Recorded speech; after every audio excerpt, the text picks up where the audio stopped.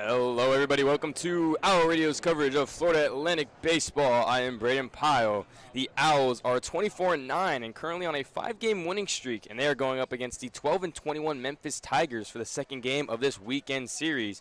Florida Atlantic is 6-4 in conference, with Memphis being 1-9. Yesterday's game between the two was a pitching duel, rarity in today's day and age of college baseball. The Owls walked away with the W in that one with a 2-1 win. Trey Beard, of course, as always, was amazing once again yesterday, going 7 full innings, allowing 3 hits, 1 earned run, and 2 walks, but 11 strikeouts. Sits atop the leaderboards in strikeouts in NCAA Division I.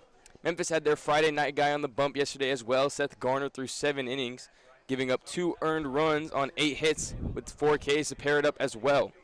Today's matchup, we got Florida Atlantic has Tyler Murphy on the mound in this one.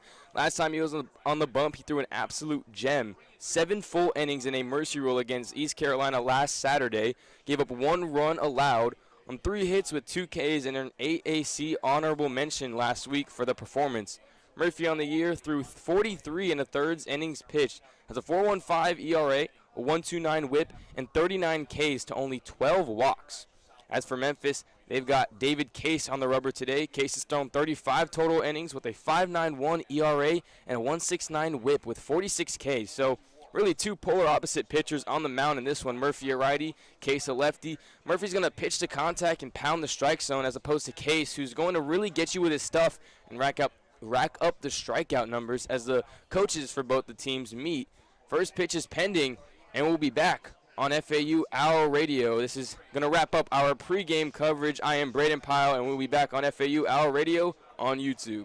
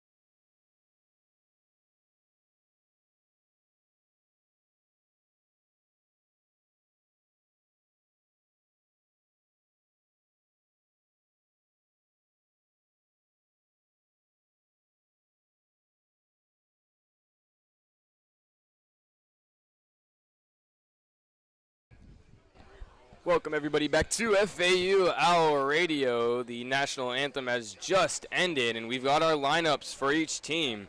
We're going to start with Memphis as they are batting first as the away team. Starting things off for them, the leadoff hitter, number 48, playing center field, Cade Greer.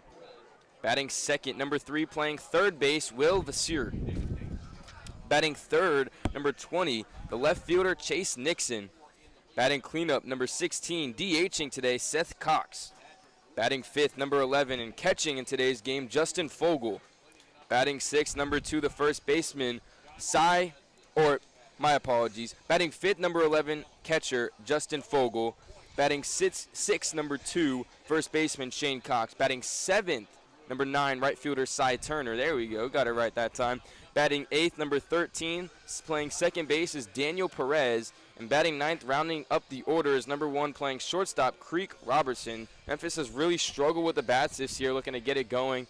Obviously struggling all year long, 12-21 and 1-9 in conference play. But for FAU in the field, we'll start with pitcher and catcher. Obviously Tyler Murphy, and catching him is Dylan LaPointe.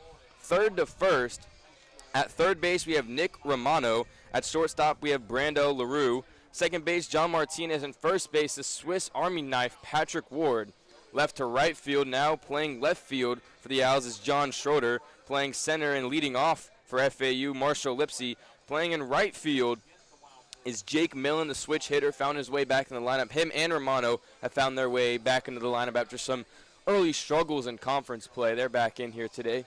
Fortunately, the pitch clock is not working, so that's unfortunate for today's game. Can't really, usually I use that as my timestamp when to, come back into games, but we don't got that today. But LaPointe about to do his throwdown, so leadoff hitter for Memphis coming up, Cade Greer, obviously number 48 playing center field. FAU wearing their blue navy jerseys with white pants and navy hats as well. Memphis with blue caps and that gray, I would say silver gray, maybe a wolf gray for the jersey and pants. Murphy on the rubber, Greer on the box. First pitch for today's game on a beautiful Saturday. Murphy kicks, steals, first pitch is hit to right field, tailing foul, and it's going to land fair. Fielded cleanly, thrown in. First pitch he sees, Greer smacks one the other way for a leadoff single. On the first pitch, again, like he saw, if you see something you like, you just got to let the bat go. Let the hands do the work. Good piece of hitting there, I guess I could say. First pitch, swinging, gets a knock in the right field. So maybe Memphis could heat up the bats in this game. They've struggled all year. As a team, they're hitting below 300, around the 250 area.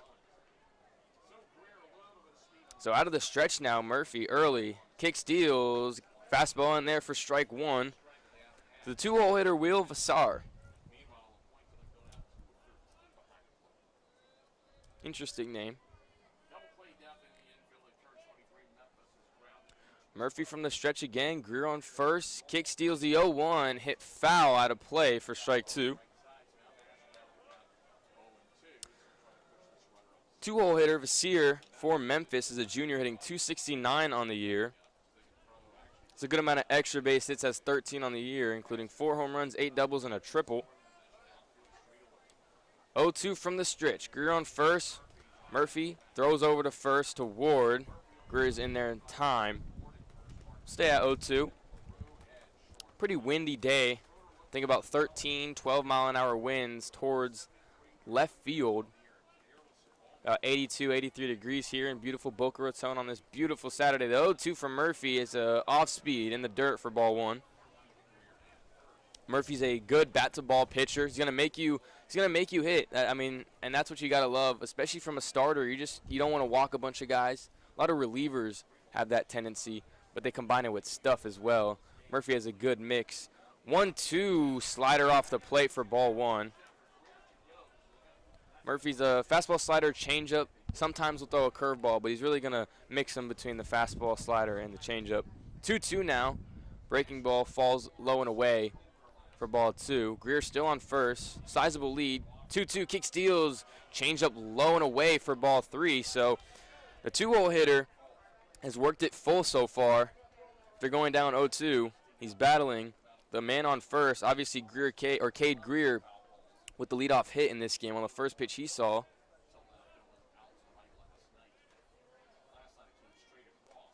Payoff pitch. Runner goes. It's low and away for ball 4.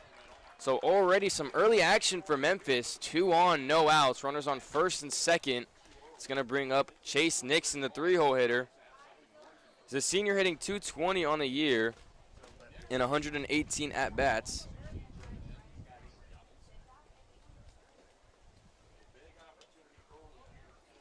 Big lefty here in the 3-hole spot. Corners are in for FAU with runners on first and second. First pitch from Murphy is popped up, going to tail out of play on the left side for strike one. Off a tree, almost landed in the grass area. We've got some fellows over there. So Murphy already in some early trouble with 2 on and no outs to start off this game.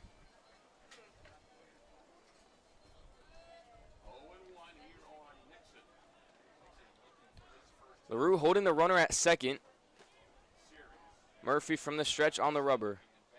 Kick steals the 0-1, showing bunt. It's going to tail foul after a bunch of backspin. It's going to be strike number 2. Popped up the bunt. It initially landed fair, but I could tell it was going foul just based off the spin and how he laid that bunt down. Now 0-2. Interesting that Chase Nixon didn't square up on the first pitch. Square up on the 0-1 and obviously hit it foul. Now 0-2. 2 on, no outs. Murphy kick steals the 0-2, gets a foul ball straight back. He got Nixon to chase, but he got a piece of it, so he's going to stay alive at 0-2.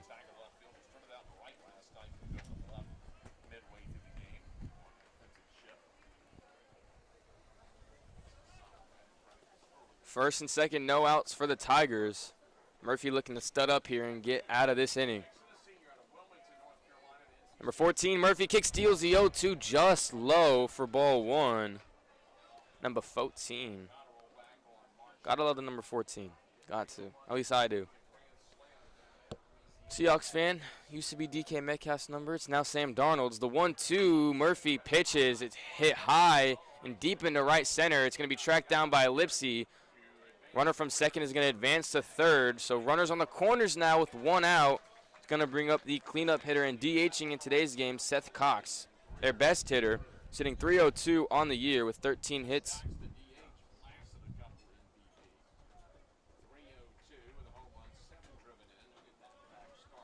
He's got 3 doubles as well with a home run. Only 7 RBIs. He's made his way into this Tigers lineup. So runners on the corners. Murphy with a chance to get a double play to end the inning. Memphis looking to do some damage. First pitch, a grounder to first. Ward fields it cleanly over to Leroux at second, over to Murphy back at first. It's going to be a fielder's choice and a RBI fielder's choice for Seth Cox, and that's going to get the scoring started in this one.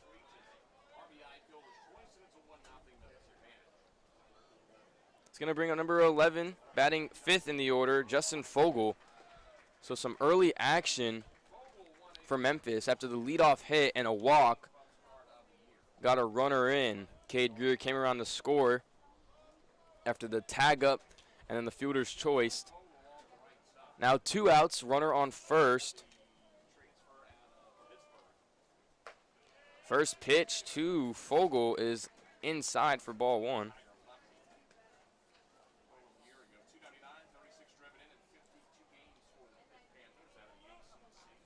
Runner still at first base, the 1-0 from Murphy outside for ball 2. Murphy definitely struggling with some command early on. Memphis kind of manufactured this inning. Only 1 hit, but good base running as well from the Tigers. 2-0 from Murphy, another ball away. It's going to be a 3-0 count now. Cox is on deck. Shane Cox. Oh, so there's 2 Coxes. Maybe that's where I got mixed up during the lineup cards in this game. 3-0 finally finds his own for strike 1. Murphy trying to come all the way back in this one. Had him 3-0, now 3-1, 2 outs. Memphis up 1-0, gets a swing and a miss, 3-1. Good fastball high there for Murphy. Obviously, the Tigers just came off of a fielder's choice RBI from Seth Cox. Now his brother Shane Cox on deck. Payoff pitch, 2 outs. Runner goes. Murphy gets a swing and a miss for his first strikeout of the day and ends the inning, but not before the Tigers tack on 1 to start the game. The Owls are going to come up to the plate with 1, 2, 3. Lipsy, Ward, and Dewar. The bottom of the first here on FAU Owl Radio on YouTube.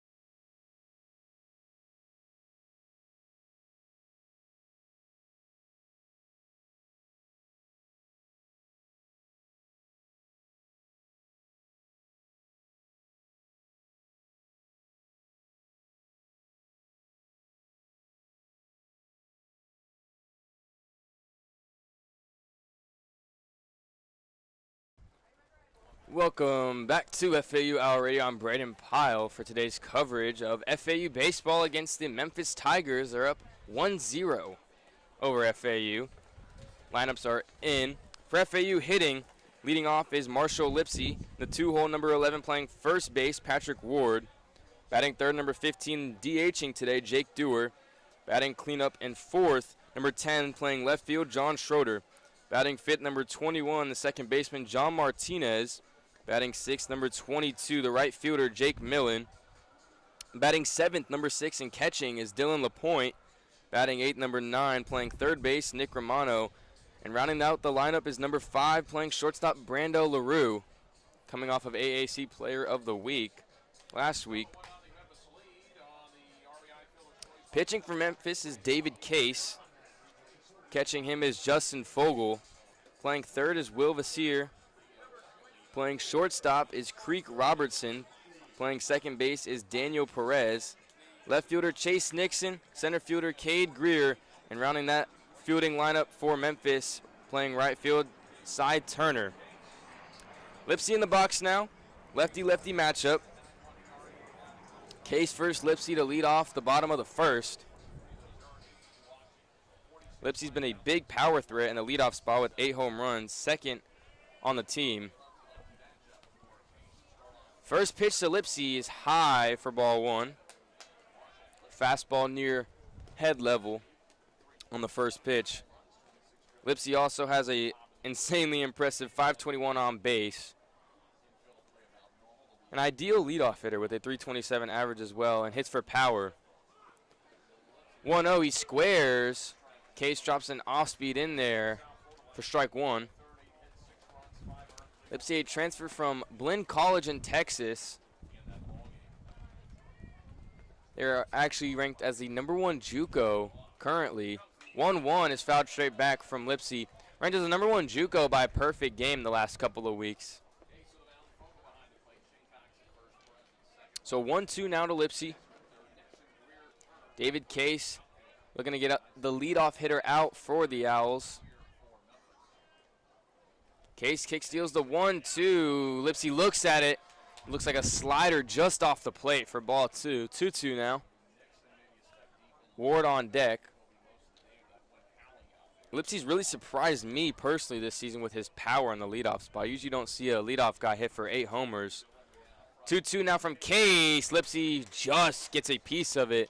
Fouls it off, so he's going to stay alive. A loopy curveball.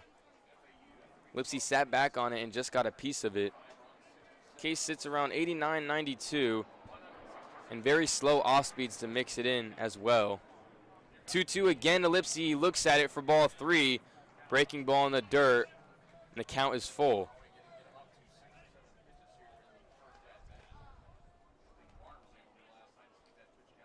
Case pitches out of the stretch from the left-hand side. 3-2 to Lipsy. Hits him on the helmet. And another hit by pitch on the season for Lipsy. He's gotten hit by a lot of pitches this year. I would say around 16 so far. That's going to bring up the 2-hole hitter for FAU, Patrick Ward, the utility guy, Swiss Army knife. He's played left field, shortstop, first base, third base, second base. I mean, at this point, you might as well just put him on the mound if you need to. He's really just played everywhere. So Lipsy on first now after the hit by pitch. Florida Atlantic has stolen quite a few times, especially with Lipsy. He has 11 stolen bases. He's only gotten caught stealing twice. Sometimes I speak too fast, and I just like slur out words. Doesn't make any sense. Case picks off again to Lipsy, back-to-back times. He's in there safely. Still hasn't thrown a pitch to Ward. Batting .302 on the year with 32 total hits. It's a double machine with 9. Has a triple and 4 homers to pair that up. First pitch to Ward is outside for ball 1. Ward has 15 RBIs as well. He really finds himself all over the lineup. He's hit 2-hole, 3-hole, 5. He's really been everywhere for FAU, hitting and defensively. 1-0 to Ward. Off speed in there, gets a early swing and a miss over the top for strike 1. Just took the top off of that ball, and Ward was fairly early as well. Case looking at Lipsy. Kick steals the 1-1 to Ward, is high again for ball 2. Case kind of over the top sort of lefty.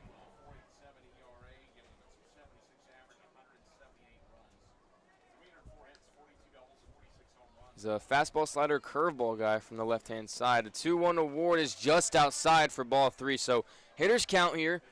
Runner on first is Lipsy. Ward looking to do some damage and at least tie this game up. Memphis jumped out to a lead early with a RBI fielder's choice. 3-1. Ward flies one into center field. It's going to be a can of corn for Cade Greer for out number 1. He got his pitch, he just missed it, and if he gets that again, I'm sure he does some damage with it. But it's going to bring up one of the most dangerous hitters in the conference, and dare I say in the nation, in Jake Dewar. Hitting .419 headed into this game. Has 57 total hits, 10 doubles, 2 homers. Hasn't gone to triple yet, maybe we'll see that today. And 27 RBIs. 488 on base as well. 1 out, Lipsy still at first. First pitch to Dewar, swing. High fly ball into center field. Tracking back as a center fielder. Greer, and it's off the wall. Lipsy didn't have a good lead at first, so he's rounding second. And into third, another double for Jake Dewar. And the Owls are cooking here. Runners on second and third with John Schroeder headed to the plate. Dare I say, that would have been gone by a sizable amount if the wind wasn't playing such a factor. Kind of just kept carrying, even with the wind. Lipsy couldn't even get a read on it as well. Him and Dewar were stacked up on first base. Good job by Lipsy there, being able to use his speed and get to third base. Basically tagged up from first, without the catch, of course. First pitch to Schroeder, early swing and a miss for strike 1. Usually on that, if you're Lipsy, you play more than halfway, because the center fielder at the warning track is probably not going to be able to throw it all the way to first in time to get you on the back pick. So base running error there from Lipsy. 0-1 is hit up the middle, and it's snagged, but Schroeder's going to get to first in time, and Dewar advances to third. Good fielding there, though, from Shane Cox, because if that gets through, that's surely going to bring home Dewar. But nonetheless, runners on the corners for FAU, and Memphis in some early trouble themselves after a Jake Dewar 1-out double and a John Schroeder infield single has tied this game up at 1. It's going to bring up the 5-hole hitter, John Martinez, redshirt freshman transferred from the University of Florida. He has runners on the corners here. Looking to give FAU the lead here early and respond to Memphis's 1-run first. Schroeder is 3 for 4 on the year in terms of stolen bases. Stolen 3, has gotten caught once. He scored 23 runs as well. First pitch to Martinez, first pitch swinging, and he's early for strike one. David Case really done a good job with his off speeds, getting these Owls oh my gosh, stutter. Getting these Owls hitters to be out in front and early on the curveball. 0-1 to Martinez, high for ball one. Another fastball that Case just has not been able to command. He's probably just releasing it a little bit early. Needs to hold on to it for a little bit longer. Runners on the corners for Florida Atlantic. John Martinez at the plate. The 1-1 from Case. Martinez takes great block behind the plate by Fogel to keep it in front of him. That gets past. It's going to bring in Dewar and advance Schroeder to second and get rid of the double play opportunity. Infield for Memphis is shifted to the left. Shortstop playing towards third. Third base playing a little on the line, and second base playing to the right of second. 2-1 is high again. Schroeder goes and steals. He's not in time. A good throwdown from Justin Fogel gets Schroeder stealing. An interesting call there. I mean, in a 3-1 or a 2-1 count, I guess, they send Schroeder. And usually when you have runners on the corners like that, Dewar would run home or at least play halfway. Good job there from Justin Fogel. Cutting down Schroeder. Now 2 outs to John Martinez. The 3-1 is low in the dirt. And, I mean, if Schroeder doesn't try to steal that bag, you have bases loaded with 1 out. And Jake Millen headed to the plate. Just an interesting decision. I mean, Schroeder's not really a stolen base type of guy. Like I said, he's stolen 3 on the year. Not really a speedy guy. He's recruited to FAU to play catcher. He's transitioned to an outfield spot, right field and left field occasionally. Jake Millen, the switch hitter, now up, batting 6th in today's lineup. Batting .246 on the year. He's picked it up as the season's gone on. First pitch, the fastball, low and away, called strike one. So 2 outs now for Memphis. Looking to get out of this inning and stop the bleeding. Case has struggled so far this year. Came into this game, the 5.91 ERA. The 0-1 gets an early swing and a miss from Millen. 0-2 now. I mean, again, Case has just done a really good job getting these Owls hitters out in front.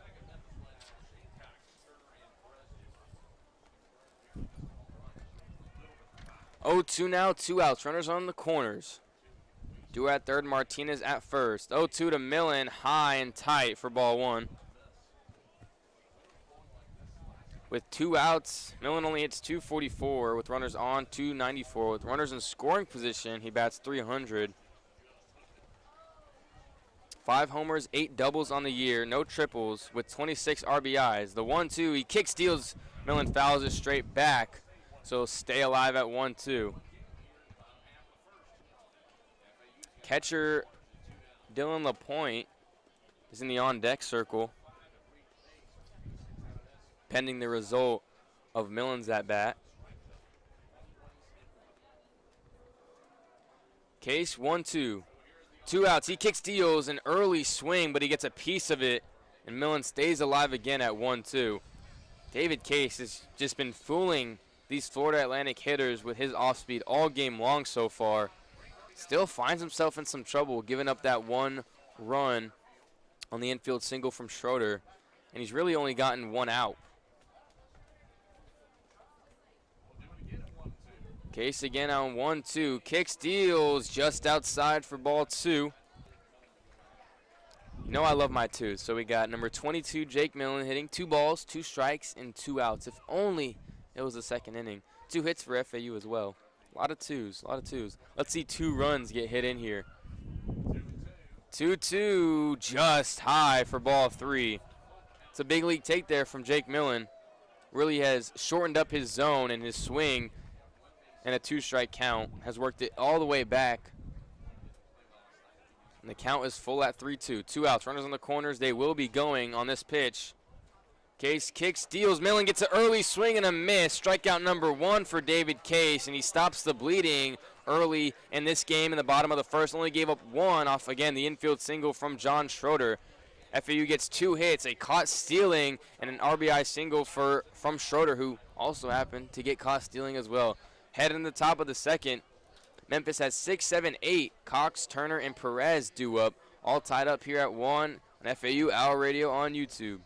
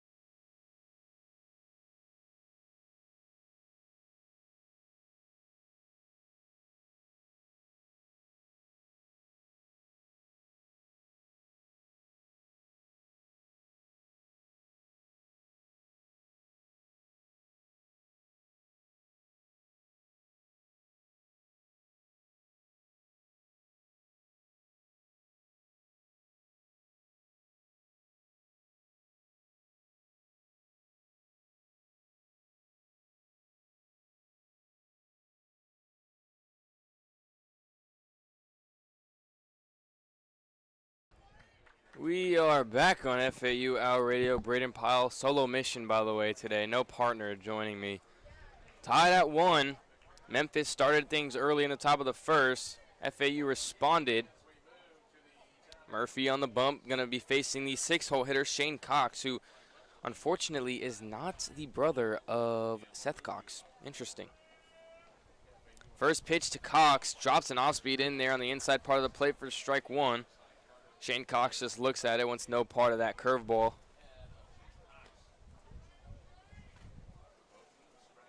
Murphy winds, kick steals the 0-1 fastball, low and away, called strike 2. Absolute paint job there from Mr. Murphy. Memphis only had 1 hit in that first inning. 0-2 from Murphy, swing, tipped into the catcher's glove for strikeout number 2 for Tyler Murphy. It's going to bring up the 7-hole hitter Cy Turner, playing right field today for Memphis, hitting .233 on the season.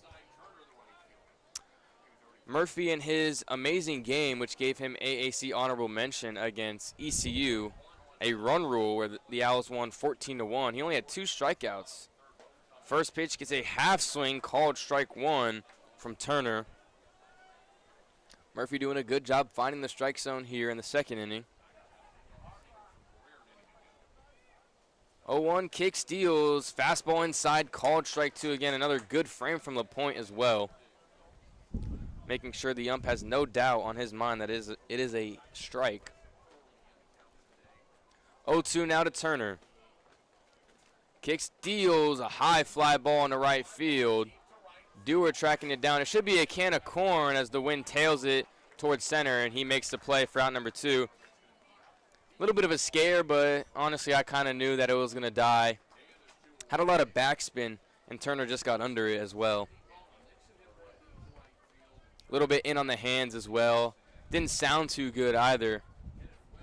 But that's going to bring up the 8-hole hitter, Daniel Perez, who's playing second base, hitting, yikes, 116 on the year. Murphy, first pitch to Perez, low for ball 1. I really want to see FAU get back at it on the scoreboard. 1-0, fastball high and away for ball 2. Against ECU, I mean, their offense was just unstoppable, and they combined that with amazing pitching as well. 2-0 from Murphy, kick steals, fastball tight inside for strike 1. Only time they really ran into trouble with their starters, obviously the Friday night game was a close one. Sunday, James Littman struggled as well. He soared on the 2-1 to Perez, gets a swing and a miss. Makes it a 2-2 count with 2 outs. I mean, just an amazing off-speed there from Murphy, pulling the strings on Perez. 2-2 kick steals. Fastball in there, called strike 3. Murphy has 3 Ks now through 2 innings. That's going to bring up the FAU hitters, 7, 8, 9, LaPointe, Romano, and LaRue when we are back here on FAU Our Radio.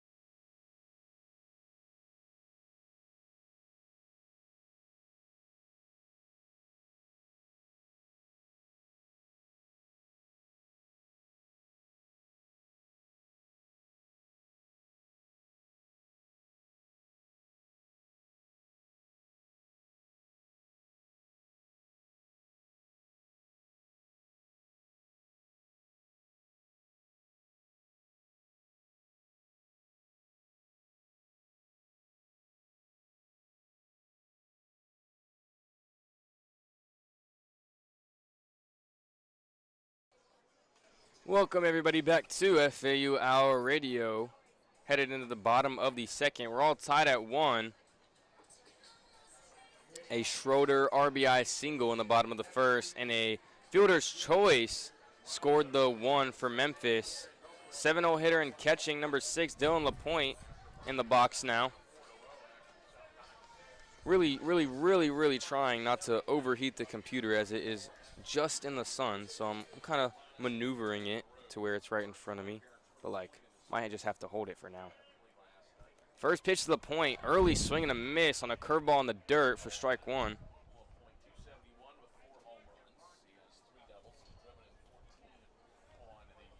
I'll figure out what to do with this computer, maybe after this batter. I'll figure it out. 0-1 to LaPointe, early swing towards the Memphis dugout for strike 2. Owls hitters have been really out in front so far.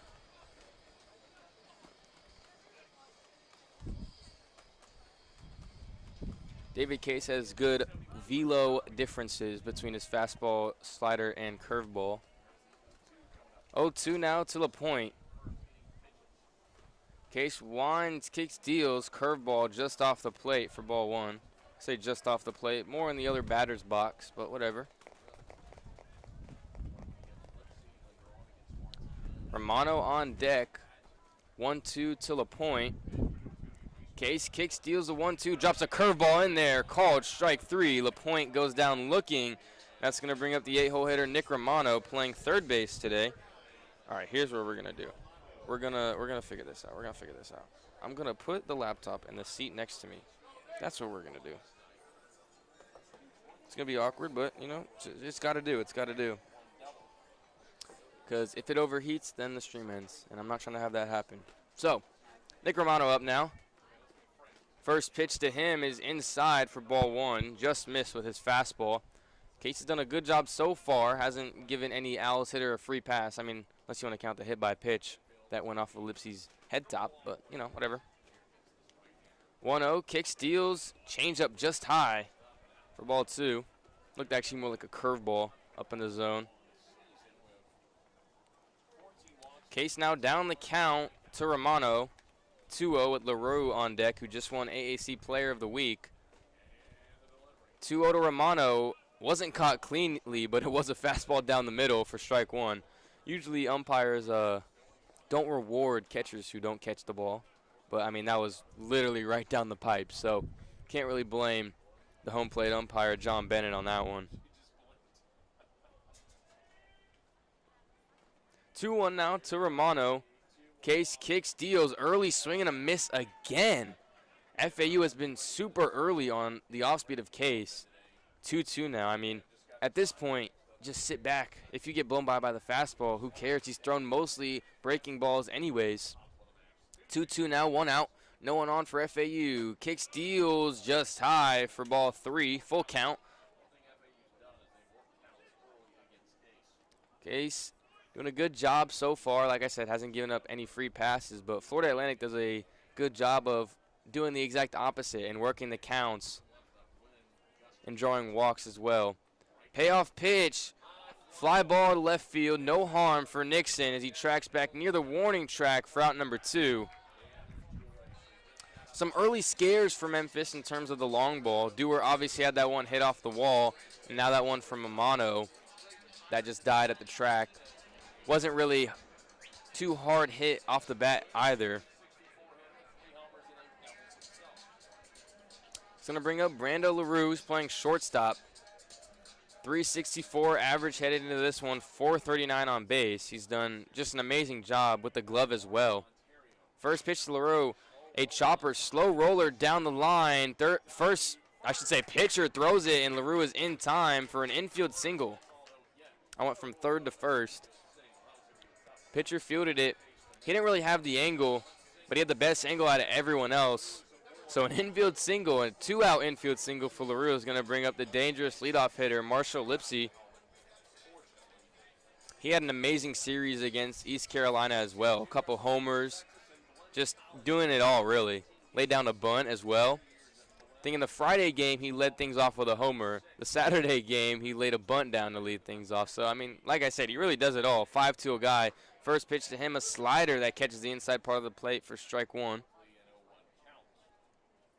He's just your prototypical leadoff guy. Every baseball team in the world wants a guy who can hit for contact in the leadoff spot, have speed.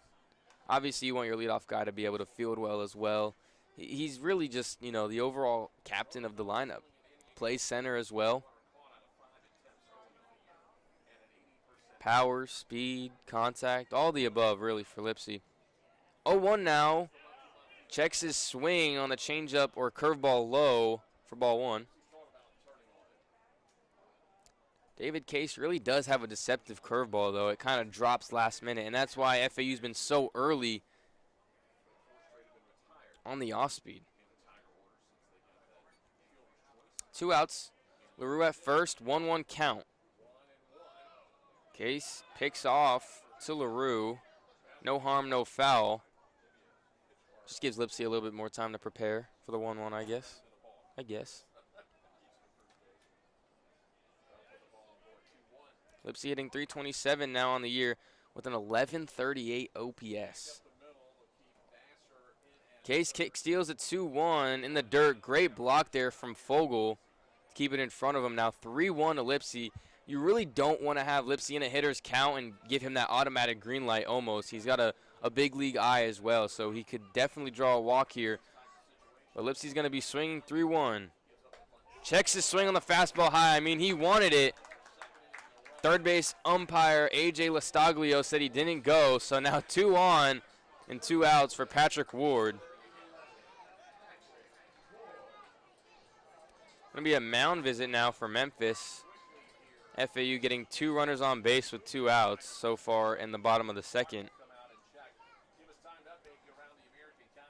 Florida Atlantic, I mean, they just really struggled in some games. Don't get me wrong. I mean, they have a very impressive season so far, 24-9. The only blemish on their schedule really is that sweep against UTSA. But, I mean, UTSA has just been a different breed this season. They're definitely, in my opinion, they're going to make it to Omaha this year for sure. They're definitely the conference favorites as is. But headed into the year, East Carolina was the conference favorites, and Florida Atlantic completely dismantled them. An all-around performance last weekend against East Carolina. But, I mean, yesterday, only 2 runs on 9 hits. When you get 9 hits as a team, you're looking for at least 5 runs. And that's not even counting, you know, walks. Imagine how many runners they had on base, probably 13 runners on base in that game. And they only scored 2. And it was all in the 3rd and 4th inning. The middle of the order did a lot of work yesterday for FAU. Martinez had 2 hits. I believe Romano as well. Dewar had that RBI single in the 3rd.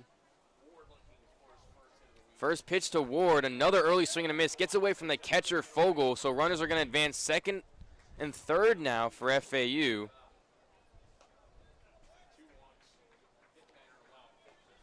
Ward went 0 for yesterday as well, so looking for his first hit this weekend series in Game 2.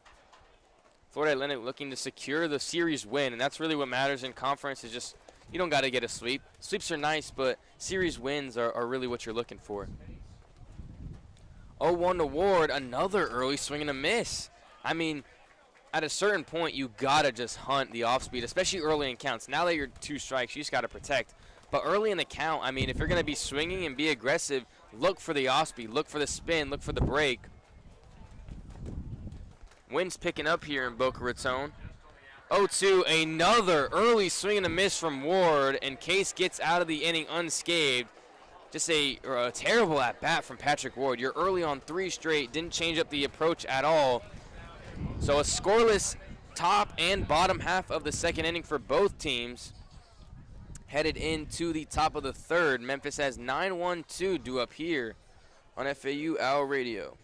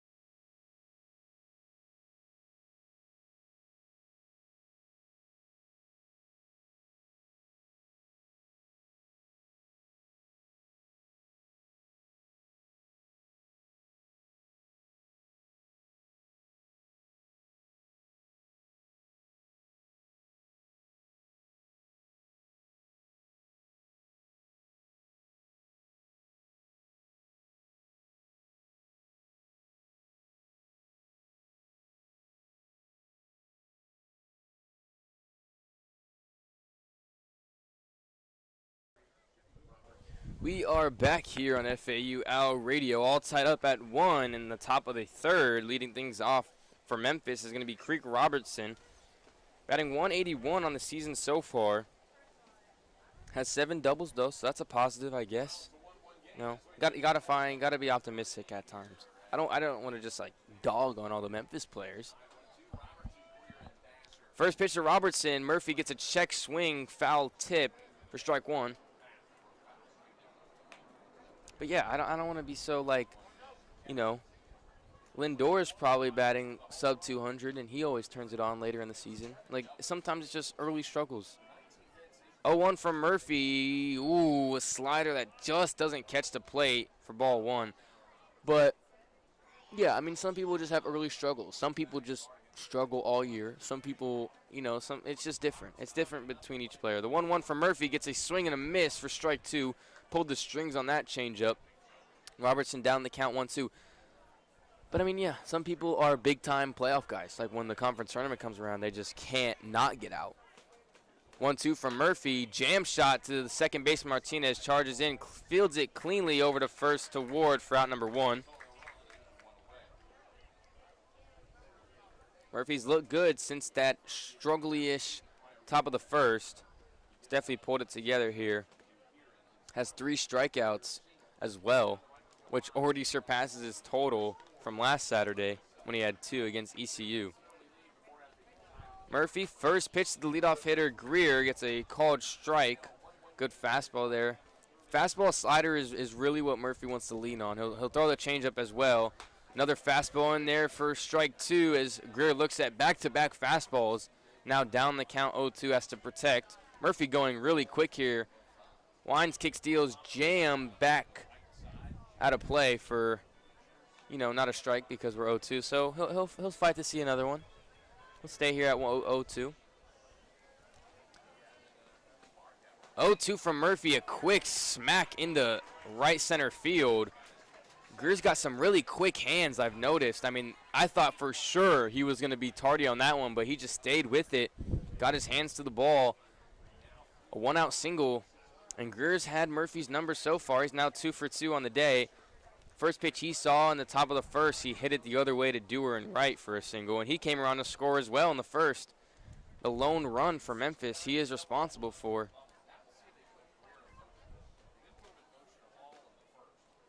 Murphy now from the stretch, picks off to Greer at first.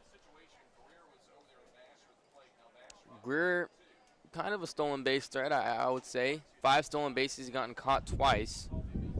Didn't go and steal in the first inning. See if he goes now.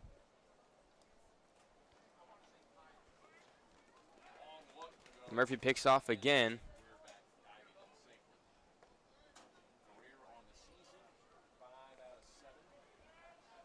2-0 hitter now up for Memphis, by the way. Should have mentioned that. Will Vasir. First pitch, good. Change up in there, or that looked more like a slider for strike 1. 0-1 count now, 1 out. Murphy looking for a double play ball to get out of this inning. From the stretch, Greer goes, hit and run down the shortstop, fielded by LaRue, off his back foot, not in time for an infield single. So back-to-back singles with 1 out for Memphis. Looking to do some damage here in the third.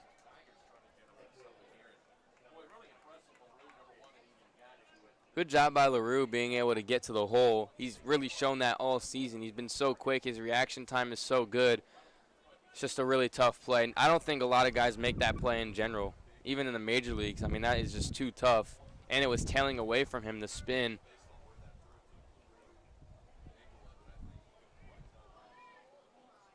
First and second now for Memphis, 1 out. First pitch gets away from the point. Runners are going to advance. Second to third. Good thing it didn't get into the FAU dugout, because that means they would have took another base and would have scored a run on the wild pitch. Now, second and third with 1 out. Murphy in trouble here after he had no problem with the 9-hole hitter, had no problems in the top of the second. Definitely running into trouble here with 1 out.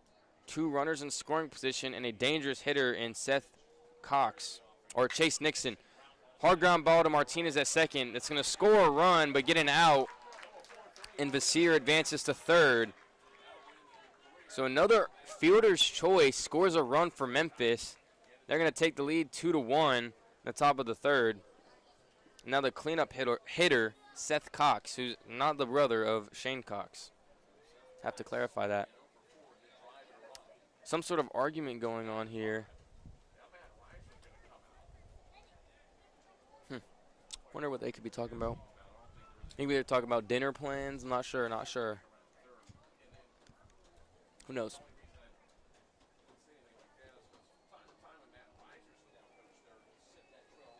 Okay. Memphis coach backs off. Third base umpire A.J. Lastaglio shows him who's boss, I guess. Like I said, another fielder's choice that scores a run for Memphis. It was Seth Cox that had the fielder's choice in the first inning. He's now up with the runner on third, 2 outs. First pitch to him, fly into center field. Lipsy twisting and turning. He's going to track it down for out number 3. So another run scored for Memphis. It gives them the lead at 2-1. Murphy kind of got away from his pitch mix there through a wild fastball that ended up scoring a run. Headed into the bottom of the third, the FAU Owls have 3, 4, 5. Dewar, Schroeder, and Martinez due up, down 2-1 here on FAU Owl Radio.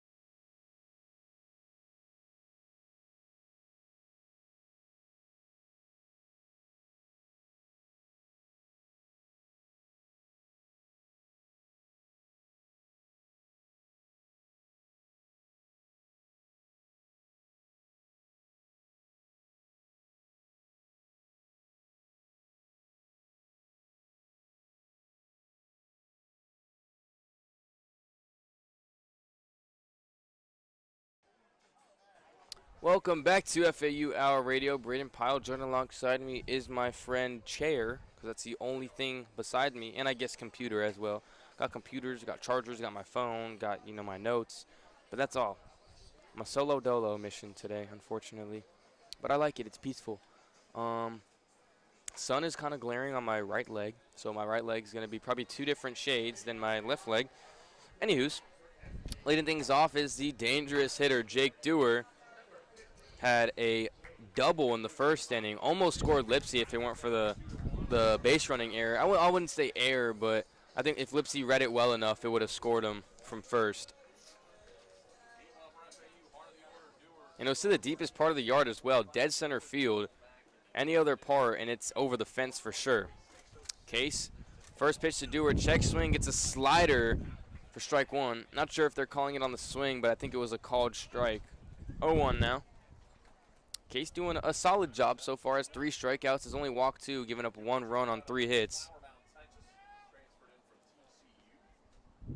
Case from the stretch, kick steals to Dewar, a high curveball at the head of Dewar for ball 1.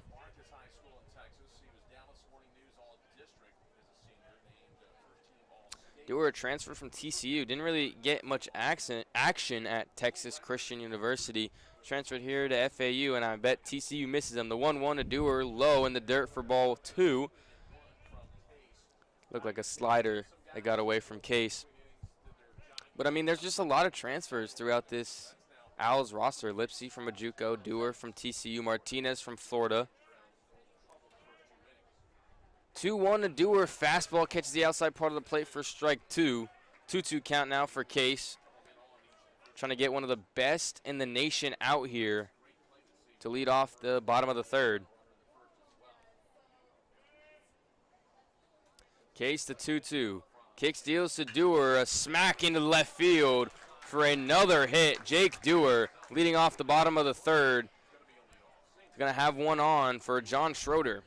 I mean, just a great two-out swing. Gets a fastball away in the zone, smacks it right where it was thrown, stayed solid throughout his swing, didn't drop that shoulder, and gets the leadoff knock to start the third. It's going to bring up Schroeder, who's definitely gotten better as the season has progressed. He was 0 for his first 13 plate appearances, I believe, to start off the season. Now hitting .262, has 9 homers on the year. First pitch to him is high for ball 1. Case has definitely missed high with this fastball a lot. There's another one, but they're less wild than they were before. Schroeder hits .260 with runners on base.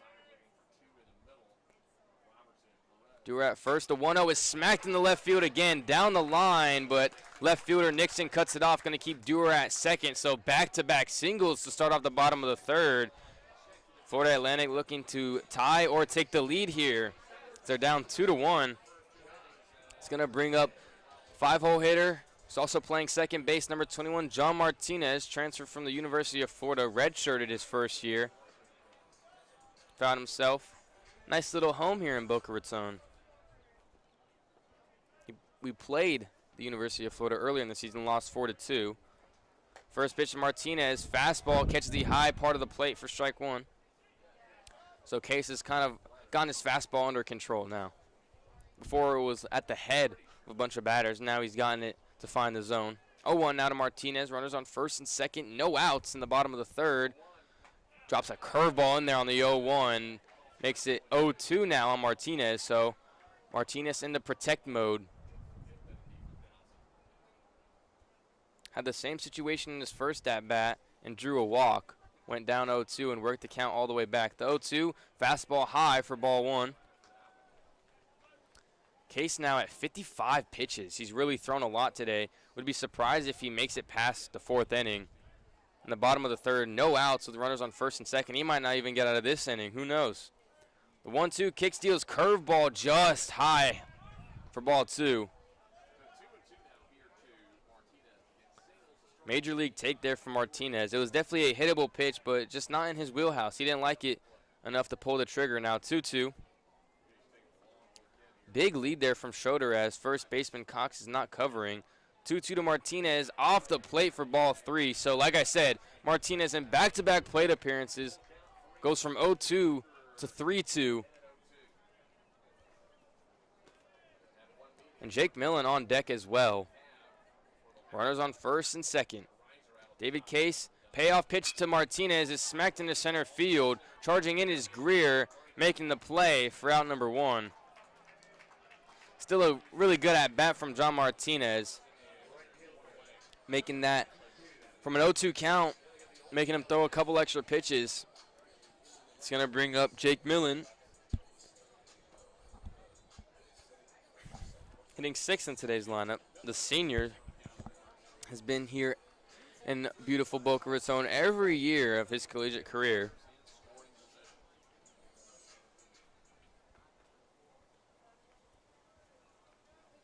Schroeder on first, Dewar on second with 1 out. Case kick steals, slider just inside for ball 1.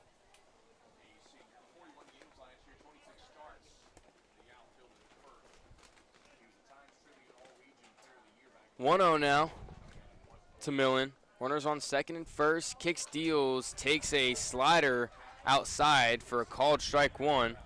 1-1 count now, 1 out. Owls trail 2-1.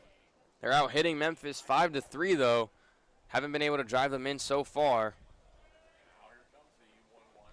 1-1 Case. Kick steals, high fly ball into left field. Tracking back on it is Nixon at the wall, and it's gone. A 3-run homer for Jake Millen gives FAU the lead in the bottom of the third. Great piece of hitting there from Jake Millen. Got a pitch to hit and smoked it in the left field. I would say about a 28-degree launch angle on that one gives FAU their first lead of the day, 4-2 over Memphis. And I'd give Jake Millen I'd give him 3 big booms. Boom, boom, boom. I think he deserves it. Giving FAU the lead. I mean, I got to give it to him. You know what I'm saying? 4-2 lead now for Florida Atlantic. Case now just looking to get out of this inning. Stop the bleeding there and give your bats the chance to do some work. First pitch to LaPointe is in the gap, left center field. That's going to be an easy stand-up double for Dylan LaPointe with 1 out. So on back-to-back pitches, he's given up a home run and a double. LaPointe in attack mode early. First pitch he saw, smokes it into the left center gap for a double. And now it's going to bring up Nick Romano. 0 for 1 on the day, flew out to left field.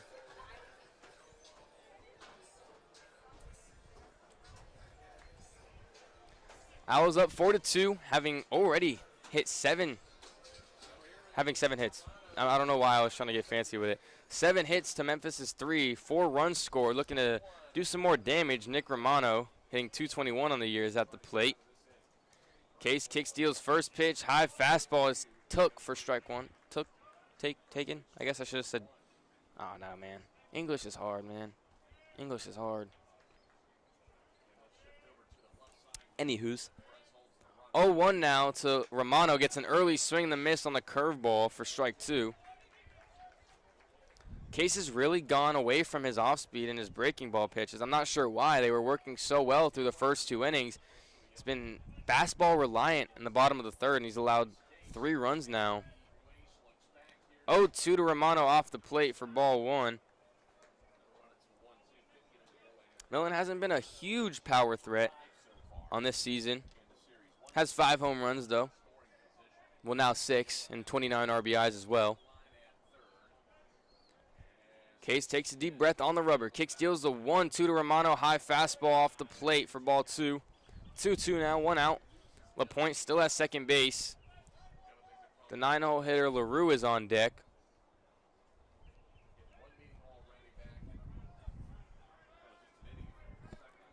Case now 2-2 count to Romano. Runner on second. The 2-2 with 1 out is smoked in a diving play, but it's just out of the glove of Roberts. Romano's going to reach first safely. Almost an amazing play there from the shortstop.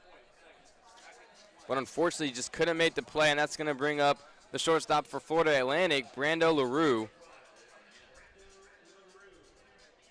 Just popped out of the glove of Creek Robertson. I'm not sure if he lost the ball in the glove while he was falling or if, the ground forced the ball out. First pitch, LaRue swinging back to the pitcher, over to the second baseman for 1, but it's dropped. So everyone is safe here after an error from Perez. It was a low throw, but I mean, Perez, you got to look that into the glove, man. At that point, just get 1 out. Unfortunately, now the bases are loaded for the leadoff hitter, Marshall Lipsy. Just an absolute nightmare inning for Memphis defensively. Allow a few base runners on base and then the 3-run home run. Then after that, the first pitch you throw after you just gave up a home run is a double in the gap. We've seen some fielding miscues as well. First pitch to Lipsy, first pitch swinging, chops one foul down the right field line for strike 1. And now you're in a worse predicament because you have one of the best hitters, dare I say, in the country at the plate. And he's a big power threat as well. 8 homers on the season and 26 RBIs. He's gotten hit and walked so far in this one. 0-1 to Lipsy is high for ball 1. Lipsy got hit by a pitch in the first, came around to score, walked in the second. So he's got 3 at-bats already, or 3 plate appearances since he walked and got hit by a pitch. We're only in the 3rd inning. 1-1 to Lipsy, takes a slider just off the plate for ball 2. Lipsy does a great job, and when you see guys take pitches just off the plate, you wonder, how do they take that? Well, it's just because they're seeing it out of the hand well, and they notice the spin. They notice the spin of the ball early, so they can call slider in their head early. 2-1, big swing and a miss on a fastball right down the pipe for a strike. 2-2 now with 1 out. Bases are juiced. Patrick Ward on deck. Ideal scenario for David Case is just get a ground ball, try to turn 2, even though you already got one and you kind of messed up already. Case from the stretch, kick steals. A 2-2 to Lipsy is low in the dirt for ball 3. So now you're in a full count. 1 more ball is a free pass and a runner scored. Got to find a strike zone here, and if you're Lipsy, you're seeing red. you're seeing red. You are going to take one of the biggest swings of your life here if it's something you can hit. Case, the payoff pitch to Lipsy, fouled straight back, so we'll stay at 3-2 and do it again. Scoreboard is malfunctioning, but I'm just, you know, I got a good memory. I can remember what the count was. Definitely getting a little bit hot here. Might start sweating through my shirt here soon. Trying to fan myself a little bit as I, you know, I'm getting a little bit of sun. UV isn't too high, so I won't get burned or anything. Payoff pitch, a swing and a miss from Lipsy for out number 2. David Case trying to get out of this bases loaded jam. He's already allowed 3 from the Jake Millen 3-run home run earlier this inning. Now Patrick Ward's going to come up with the bases loaded. He's 0 for 2 already in this one with a fly out to center and a strikeout in the second. Just got to focus on this batter. Nothing else matters now with 2 outs. LaRue, Romano, and LaPointe. First, second, and third. Ward at the plate. First pitch, a curveball, just misses for ball 1. And if you're Case, you have some sort of confidence because Ward has just not been able to figure you out at all. He has been early on every off-speed you've thrown. And he hasn't changed up his approach at all. 1-0 to Ward, fastball in there for strike 1. So now this is where I get confused and mad at the same time. I get mad fused. I get mad fused because you're early on the off speed, so I'm like, okay, you're looking for fastball. You get a fastball and you just take it. I don't know. 1-1 to Ward, just off the plate for ball 2. It's like, make up your mind, dog. Are you gonna be early on the off speed and on time with the fastball, or are you just gonna take the fastball and wail at the off speed? Maybe he changed his approach this at bat. I don't know. 1-1 to Ward, fastball in for ball 2. I mean, at this point, you're up 2-1 in the count. If you're Ward, just hunt for a pitch, and if you see it, you're swinging, because you haven't been able to do anything else in this game. And his last at bat was ugly. 3 pitches, all curveballs, and he was early on every single one of them. 3-1 now. Case kicks, steals to Ward, fastball right in the wheelhouse of Ward, and he leaves the bat on the shoulder for strike 2.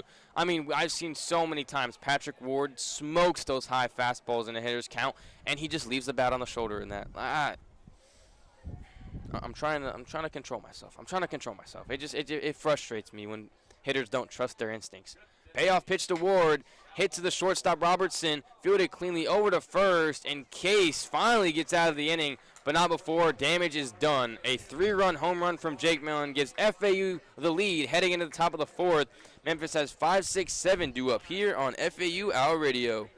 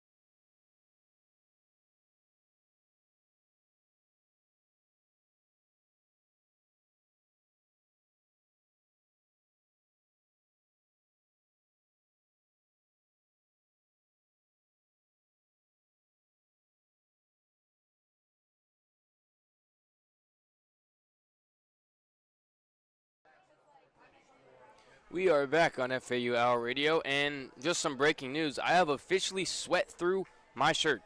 I am pretty drenched in sweat. I mean, especially under the legs.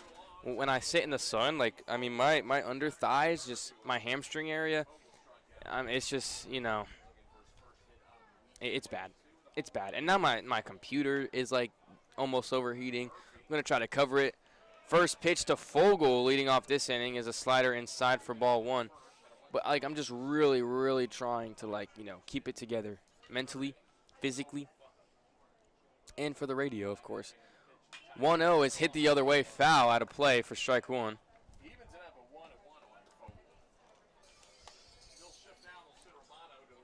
And unfortunately, the sun sets to my right as well. So the sun's not going to be disappearing anytime soon.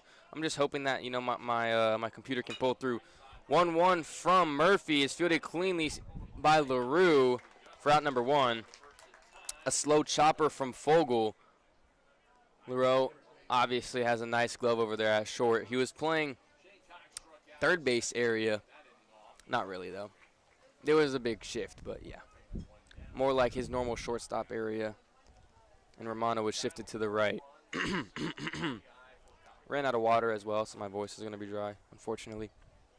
First pitch to the 6-hole hitter is smacked to LaRue again, off the glove, and it's going to be an E6 because LaRue just couldn't get the throw in time. Shane Cox, first pitch swinging, hard hit ground ball, but LaRue just took his eyes off it for a second. It's going to put a runner on base for the 7-0 hitter, Cy Turner. So 0 for 1 on the day, hitting .230 on the year. It was a close play, though, by LaRue. Good recovery, but you just can't recover from that, especially with a speedy guy like Shane Cox on the base path. First pitch to Turner gets a swing and a miss for strike 1. 1. Someone remix that. Anyways. So Cox at first, 1 out. 0-1 count to Turner. Murphy kicks, deals, fastball outside. LaPointe didn't catch it initially. I mean, he caught it initially. It popped out of the glove. Runner Cox at first stays put, though. So 1-1 count, 1 out. Runner on first. A lot of ones. Murphy was working quick in the third inning. Slowed it down a little bit here in the top of the fourth. 1-1 to Turner. Slider inside for ball 2. LaRue shifted to the right a little bit. Playing just to the left of second base. Murphy, the 2-1 kick, steals. Turner ropes one into right center field. It's going to be in the gap, and it's going to be extra bases for Turner. Cox rounding third. Stand-up double for Cy Turner, and an RBI one-out double here in the top of the fourth for Turner as well, as he scores Cox all the way from first. 4-3 lead now for FAU as Memphis tacks on one more here in the top of the fourth. Doesn't go as an earned run for Murphy, however, it does put a run on the scoreboard and makes this game just that much closer. Good piece of hitting there, though, from Turner, and a hitter's count. Quick hands on the inside fastball and just hits it sharply into right field, into the gap. Murphy now facing the 8-9 hole batters. First pitch to Perez is hit past the third baseman. Schroeder charging in on it from the outfield as Turner rounds third, and another RBI for the Tigers. Ties it up at 4 on the top of the fourth. The first pitch Perez saw, he took it the other way for an RBI one-out single, and that's going to tie us up at 4. That is an earned run. That is an earned run. Turner earned his way on base. But it all started from that error from Brando LaRue, just an uncharacteristic play as well. 4-4 ball game now. The Memphis bats are starting to heat up.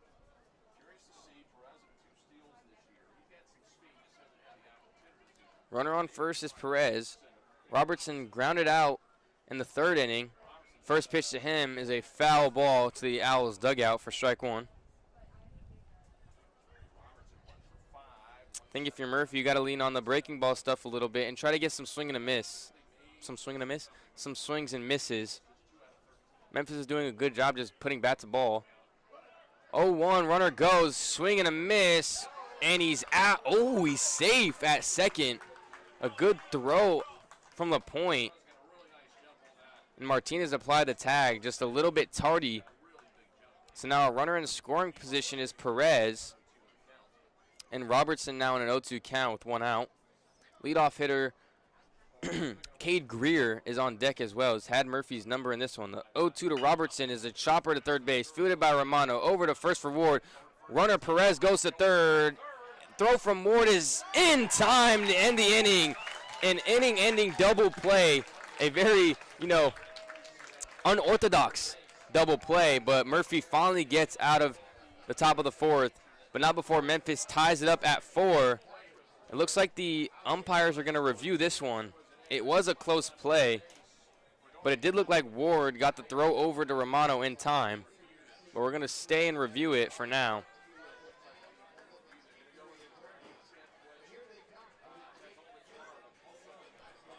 I think they're going to go to video review.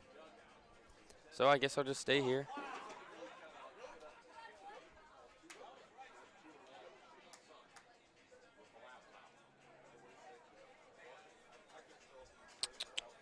So, I guess some filler dialogue. Still sweating. I ran out of water, so my mouth is really dry, and I'm like, oh no. I'm in between innings. Do I like run to the concession stand, get a water, come back? Then I risk, missing part of the inning. I get about like a minute and a half in between innings. So I'm not sure. My lips are starting to get chapped a little bit, which is not cool. But, I think I'll be able to reel that in. But, yeah, that's really it. Both teams have given up errors. Memphis with 5 hits, 4 runs scored. FAU with, 8 hits, 4 runs scored. I don't know why I just had to burp so bad, but, yeah. I'm really hoping my laptop doesn't overheat because, it's getting there. It's getting there. I gotta I'm gonna unplug it. I gotta unplug it because if it stays charged, then it's gonna heat it up more and whatever.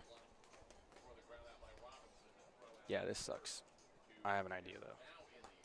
I'm gonna fold it, and now it's underneath the table. It's still getting some sort of sun, but not a lot. Pretty lengthy review. If it isn't conclusive enough, the call on the field stands. So they need conclusive video evidence to overturn the call. FAU's fielders are still on the field.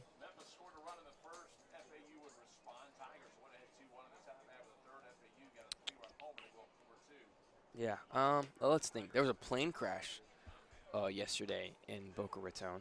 That, rest in peace to all the lives lost, anyone injured. Prayers up to you. It's a very horrific situation. I've seen a lot of that so far early in 2025. It's just sad. Sad to see stuff like that, You're not used to seeing people lose their lives to stuff like that, and it's just sad. It's very sad. Obviously, you want to go out the natural way, but sometimes, some Final Destination type of stuff happens, and people get hurt, or even worse, they lose their lives. It's just nothing else I can say, but it's unfortunate, It's sad to see, and usually you see that stuff on the news, and it seems so unrealistic, and then it happens right next to you, and you're like, wow, this stuff, can actually happen, Umpires are on their way back. And let's see what they give. They're running out. He's out. Call stands. So after all that, the call stands. Murphy gets out of the inning, giving up 2. But Memphis ties it up at 4 in the top of the 4th. We'll be back on FAU Hour Radio, where Dewar, Schroeder, and Martinez are due up in the bottom of the 4th.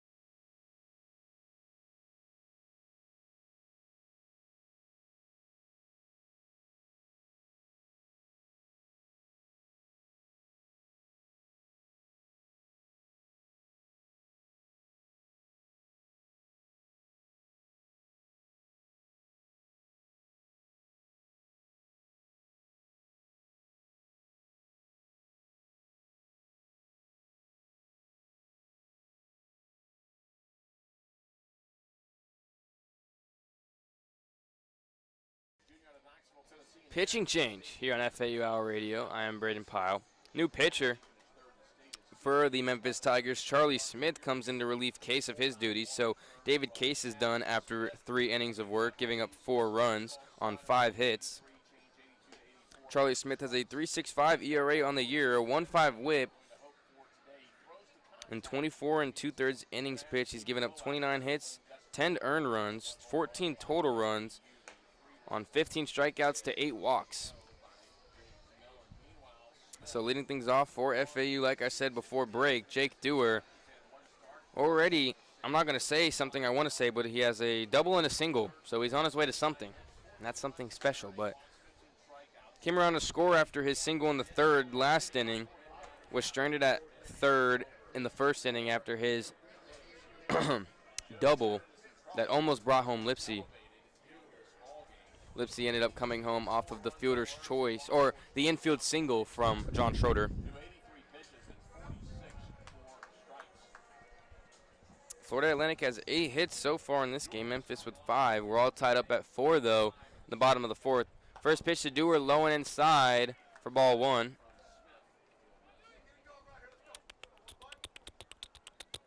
I'm somewhat of a beatboxer myself. Family area is definitely packed today. I like to see it. Family showing love. 1-0 to Dewar is high and away for ball 2. Love to see, family supporting the players. Okay, the players, the student athletes here, they did it whole stutter. They deserve the support. 2-0 to Dewar. Fastball inside taken for strike 1. So Charlie Smith finally finds the zone here in his first appearance in this series. I was really hoping Dylan Murphy got the start today. 2-1 to Dewar. Fastball inside, catches that part of the plate for strike 2. But yeah, Dylan Murphy, my boy, been friends with him for 4 or 5 years now. Started against East Carolina on Friday, had a couple of starts before that, then got benched. 2-2, Dewar takes a fastball just inside for ball 3, so a full count now. But yeah, he faced Ethan Norby, who's literally one of the best pitchers in the country, and he goes 0 for 2, and it's like, okay, and then he just doesn't play again. Payoff pitch to Dewar, inside for ball 4. Dewar reaches base for the 3rd time in this one. That's going to bring up the cleanup hitter, John Schroeder, who's also 2 for 2 on the day as well. When the arms fail, the bats have to pick you up. And that's what FAU is trying to do here, and that's what Memphis is trying to do as well. But Memphis has been a very good pitching team, and FAU's been a very good hitting team. So polar opposites almost. Pitching for Florida Atlantic has been pretty solid throughout the year, though. Schroeder, first pitch, takes it inside and high for ball 1. Dewar at first. Not really a stolen base there. Only has 1 on the year. He's 1 for 1, though, so, there you go. Maybe some would say beginner's luck. Some would say. I wouldn't. He has wheels. Schroeder playing in the outfield today. 1-0 to him is fouled over the Memphis dugout, out of play for ball 1. Dewar, the switch-hitting senior, batting .268 now on the year, .350 on base, has 9 homers and 4 doubles, so 13 extra base hits on 27 RBIs as well. Has an RBI in this one as well. The 1-1 to him, fastball high and away for ball 2. He's 2 for 2 with 2 singles, single in the 1st and in the 3rd. Obviously the RBI single in the 1st, but in the 3rd he came around to score. Still all tied up at 4. Dewar at first. Smith on the rubber. Kick steals a 2-1 to Schroeder. Big swing and a miss for strike 2.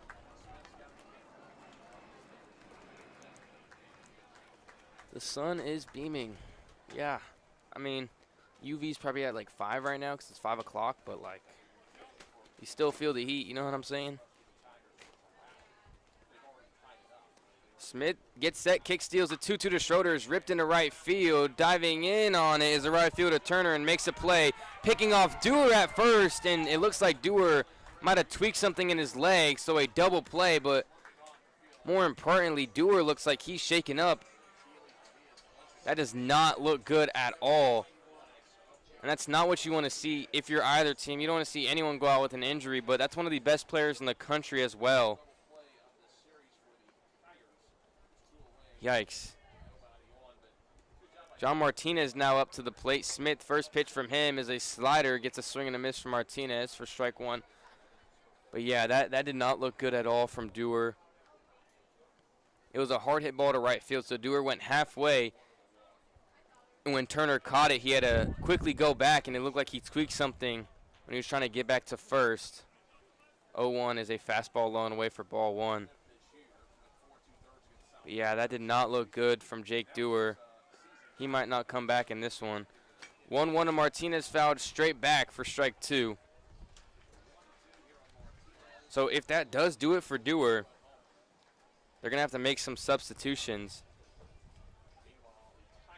He's DHing in this game, so, you know, fortunately enough, the Owls have a deep roster. The 1-2 to Martinez is smacked right to the second baseman. Perez fielded cleanly over to first for out number 3. So a disappointing and scary bottom of the fourth at the same time for FAU. We're still all tied up at 4 heading into the top of the fifth. Tyler Murphy's going to head back onto the mound. We're back on FAU Owl Radio.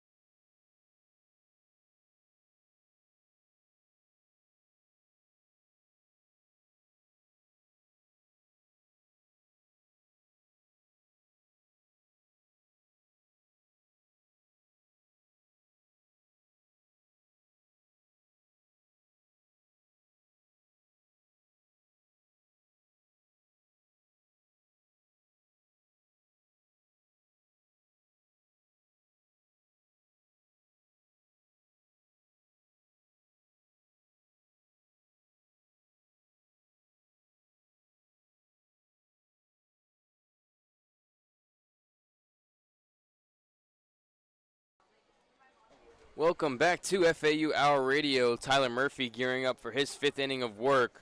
Going to face the top of the order for Memphis. 1, 2, and 3. Greer, Vasir, and Nixon due up for the Tigers. Greer has had Murphy's number, like I said, all game. 2 for 2 on the day with 2 singles, 1 in the first, 1 in the third.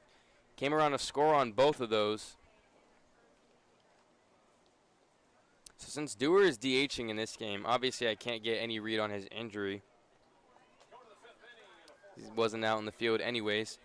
Murphy kick steals first pitch. Greer squares up fastball just off the plate outside for ball one.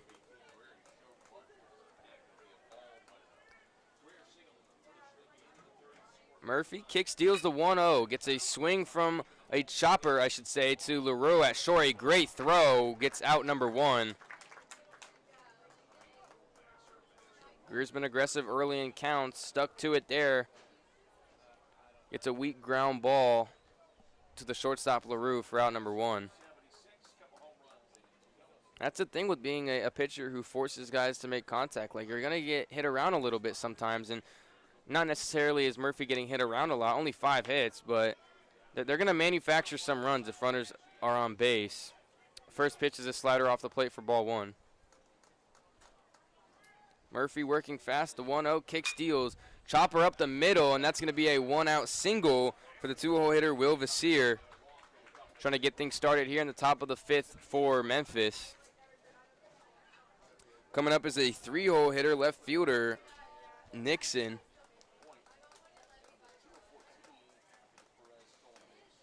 Chase Nixon on the year, hitting .217 with a .329 on base. In this game, he's 0 for 2 with a flyout and a ground out. That ground out in the third was an RBI fielder's choice. First pitch to him. First pitch swinging, a sharp liner just past the glove of Ward into the corner in right field. Millen just now fielding. It's going to be a double easily for Nixon. And Vasir rounds third but stays put. So some action here with 1 out again. We saw this in the 4th. Murphy had no problem with the leadoff hitter, but now back-to-back 1-out hits on back-to-back pitches as well, as Nixon was swinging on the first pitch. And now Seth Cox, the cleanup hitter for Memphis, is coming to the plate, who's been the Tigers' best hitter all season long. If you're Murphy, I mean, you're really hunting for a strikeout here. You have to. First pitch, slider just off the plate for ball one. Cox trying to give Memphis the lead. Memphis tied it up in the top of the fourth. 1-0 high fastball gets a swing and a miss from Seth Cox. Makes it a 1-1 count. 1 out. Still tied at 4. Memphis took the lead in the first. FAU responded in the bottom half of that one. In the third, they retook the lead.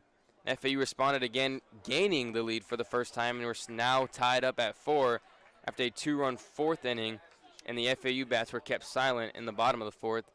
1-1, Murphy threw a slider for a swing and a miss. 1-2 now, 1 out. Murphy looking for his 4th strikeout of the day. Kick steals the 1-2, is smacked into left field for a base hit. It's going to score Vasir from third. Nixon rounding third, and he's in there. A 2 RBI single from Seth Cox give Memphis the lead, and they are up 6-4 here in the top of the 5th. Murphy getting hit around a little bit in this one. Not looking too good, and I can't imagine Coach McCormick is going to let him be out there for much longer.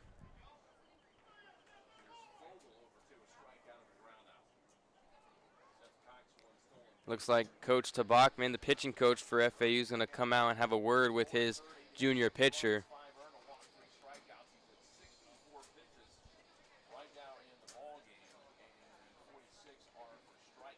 Memphis has done a good job just putting bat to ball. Make enough contact, it's obviously going to find a spot eventually, and they have now 8 hits on the game. Combine that with good base running, and you have 6 runs through 5 innings easily. Coach Tabachman heading back to the FAU dugout. And the 5-hole hitter, Justin Fogel, coming up to the plate. He's 0 for 2 in this one with a 178 batting average on the year. Still only 1 out in the top of the 5th. Memphis has already scored 2. Murphy from the stretch, kick steals, fastball changeup just off the plate for ball 1.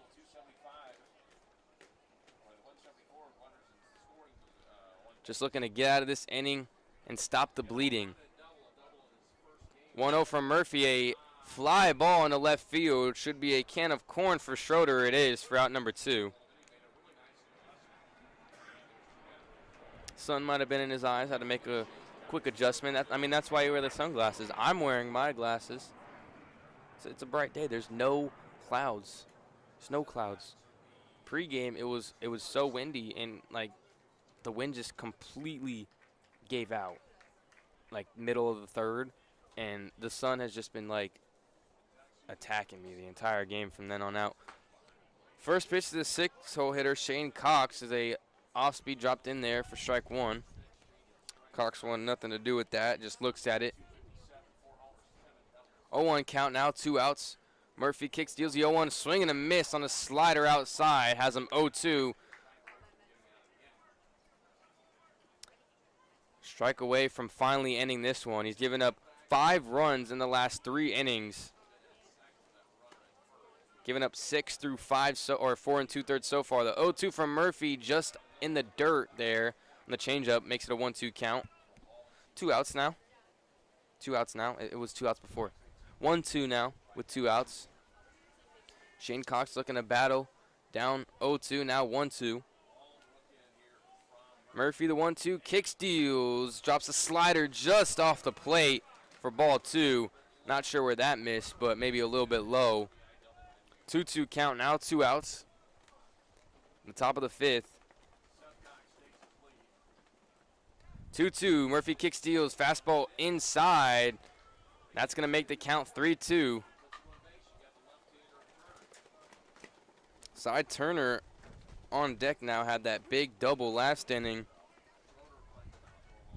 Trying to get Cox out here. Payoff pitch from Murphy. Runner goes. Check swing. Did he go? He did not. So a 2-out walk given up from Tyler Murphy, and that's going to bring up Cy Turner, the 7-0 hitter, Like I said, had that double last inning. Now Coach McCormick coming out to the mound, and that's going to end Murphy's day as it's the second mound visit in this inning. So the Owls are going to go to the pen here in the top of the 5th, and we'll be back here on FAU Owl Radio.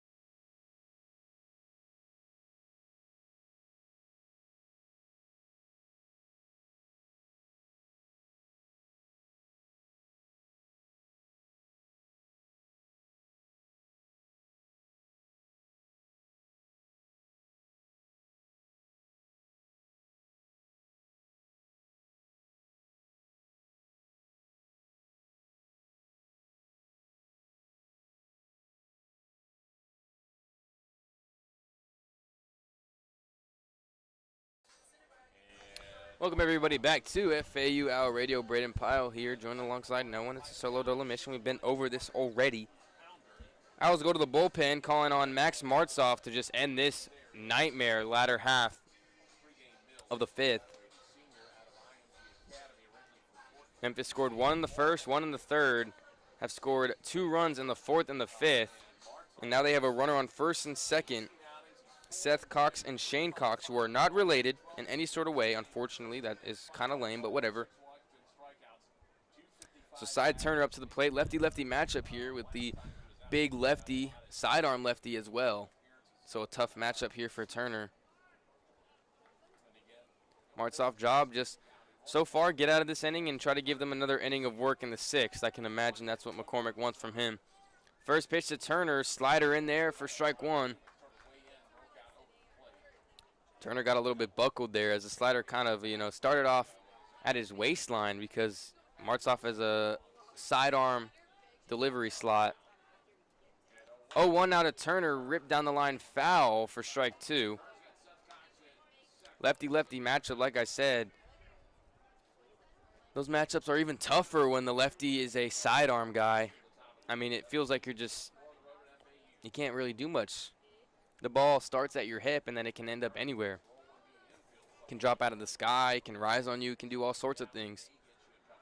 0-2 now, Cy Turner swing and a miss, so Martzoff comes in and does his job, gets Turner swinging for out number 3 in the top of the 5th, but Memphis tacks on 2 more and gives they give the Tigers the lead here. Headed into the bottom of the 5th, a 6-4 lead for the Tigers. FAU has 6, 7, 8. Millen, LaPointe, and Romano due up here on FAU Owl Radio.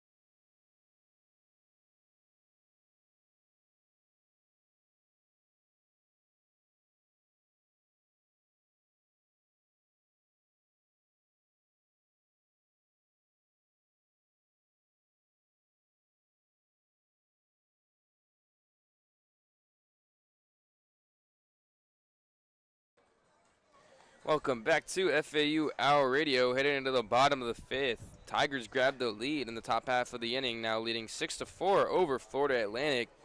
Leading things off, the 6-hole hitter playing right field, Jake Millen, who had that big 3-run home run in the bottom of the third. Maybe trying to play hero ball here as the Owls are down by 2. Still a lot of game left to play, though. We're only halfway through this game. It's been a really good one so far. Millen, LaPointe, and Romano due up this inning. First pitch to Millen, gets a swing and a miss. Charlie Smith back out there for his second action of work. Has Millen down 0-1 now to lead off this inning.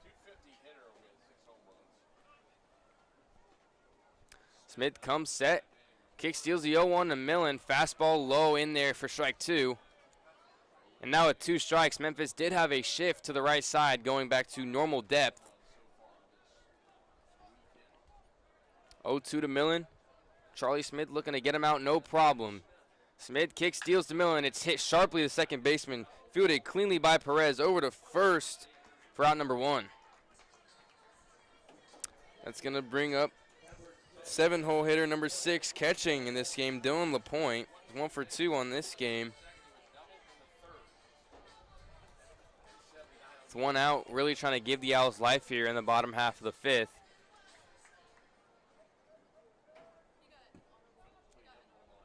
Had that big double in the third. First pitch swinging, knocks one in there to left field for a 1-out hit. LaPointe has been super aggressive early in the counts. No different here. Gets a pitch to hit, and he's swinging. Hits one in the left field for a 1-out knock, and that's going to bring up the switch hitting Nick Romano, heading from the left side with the righty Smith on the bump.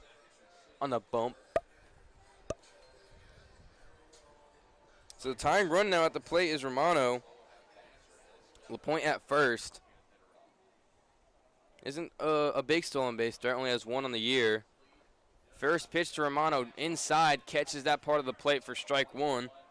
Smith has really commanded his fastball well, and he's been able to work off of that with his other secondary pitches. So you got to be aggressive early in counts when pitchers are throwing first pitch strikes. 0-1 is a comebacker right to the mound.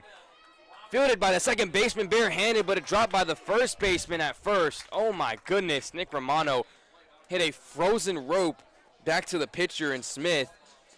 It was hit so hard that his glove popped off. He caught it, but it was just hit so hard that the ball took the glove with it. Good effort there from Perez charging in. Bare hand play and got the throw in time. Cox just couldn't hold on to it. So now back to back, I don't think you're going to classify that as a hit, even though I would, because arguably Romano, would have beat it out anyways.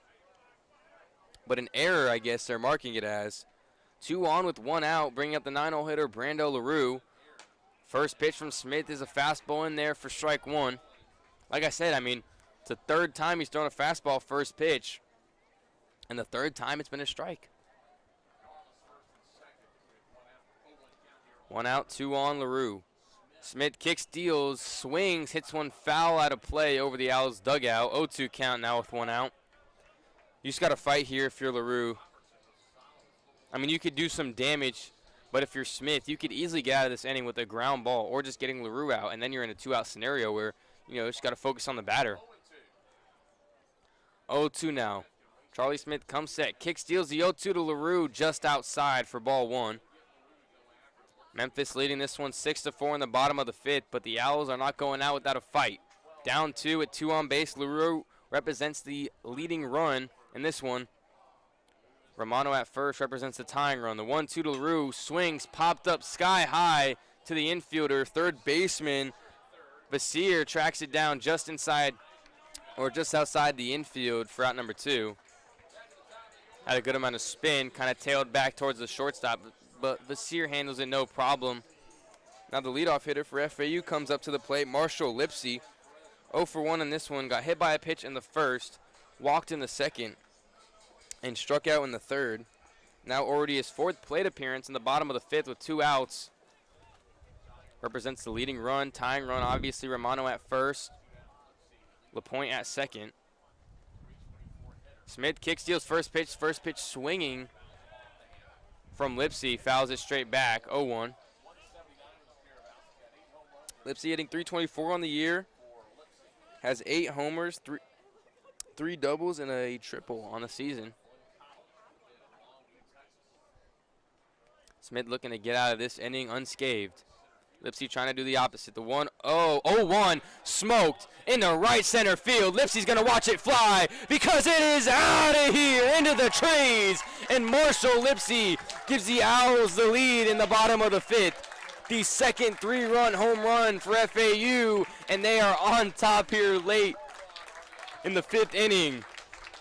A 2-out homer for Marshall Lipsy, his 9th of the year. And FAU is back on top in the bottom of the 5th. What more could you want from your leadoff hitter? His 9th on the year, like I said. His 29th RBI on the year as well. The second 3-run homer for the Owls gives them the lead again, now 7-6. It's going to bring up Pat Ward, the 2-0 hitters, 0 for 3 on the day. First pitch to him is in the dirt for ball 1. I mean, Lipsy time and time again has came through for this Florida Atlantic team, and he does it again here.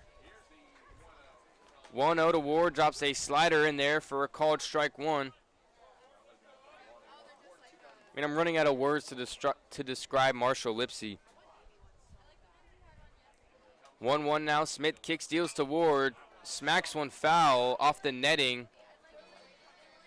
Past the Owls dugout. Makes it a 1-2 count. 2 outs. Smith now just trying to get out of this inning. It's been a back and forth game so far. No one has held the lead for more than an inning. Smith, the 1-2 kick steals. Slider away in the dirt. Makes it a 2-2 count. 2 outs. So Dewar does exit the game. And McCormick goes to Danny Baez to take his spot at the DH position. 2-2, Smith kick steals to Ward. Fastball just off the plate. It's going to make the count full. 2 outs, no one on after the Lipsy 3-run bomb.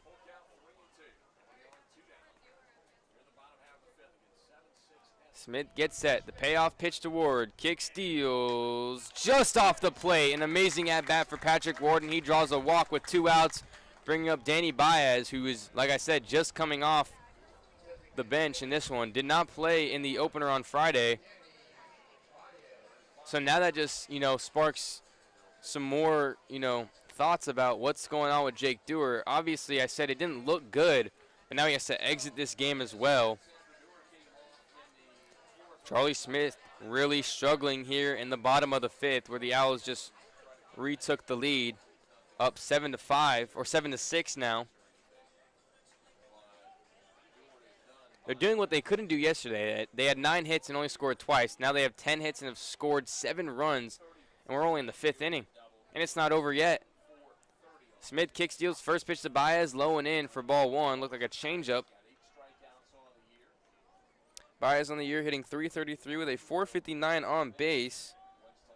8 strikeouts to 6 walks. Only 1 extra base hit was a double. 1-0, Smith kick steals to Baez. A swing and a miss. Pulled the strings on that changeup. Makes it a 1-1 count. Owls up 1 here in the bottom of the 5th. Ward at first. The 1-1 from Smith. A swing, and it's off the first baseman's glove. Into the corner. Right fielder fields it.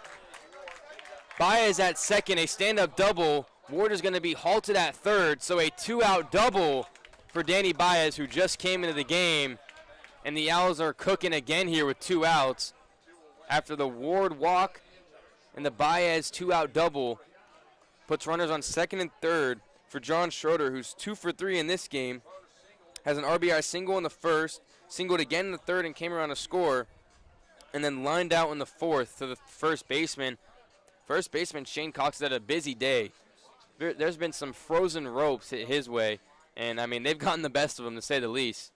But if he didn't get a glove on that, that easily could have scored Ward. It definitely slowed down the velocity on that ball. First pitch to Schroeder just inside for ball 1. Schroeder could be big here for FAU if he can somehow knock in these 2 runs or maybe even knock himself in as well. Give the Owls some insurance here, up 7-6 in the bottom of the 5th. The 1-0, big swing and a miss on the changeup from Smith.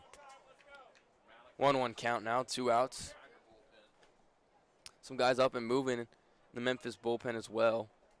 Can't really see into the FAU bullpen, but I'm assuming Martsoff comes out for the 6th. 1-1, catches the inside part of the plate for strike 2. 1-2 count now. If you're Schroeder, you have to protect with 2 outs. Smith has a big duty here. Just get out of this inning, and, I mean, you're only down 1 run. Smith kick steals the 1-2 to Schroeder, ripped to the first baseman. Cox again, a great play from him, fields it cleanly and steps on the bag for out number 3. So, I mean, honestly, underrated player of the inning is Shane Cox. Honestly, probably saved 2 runs that inning.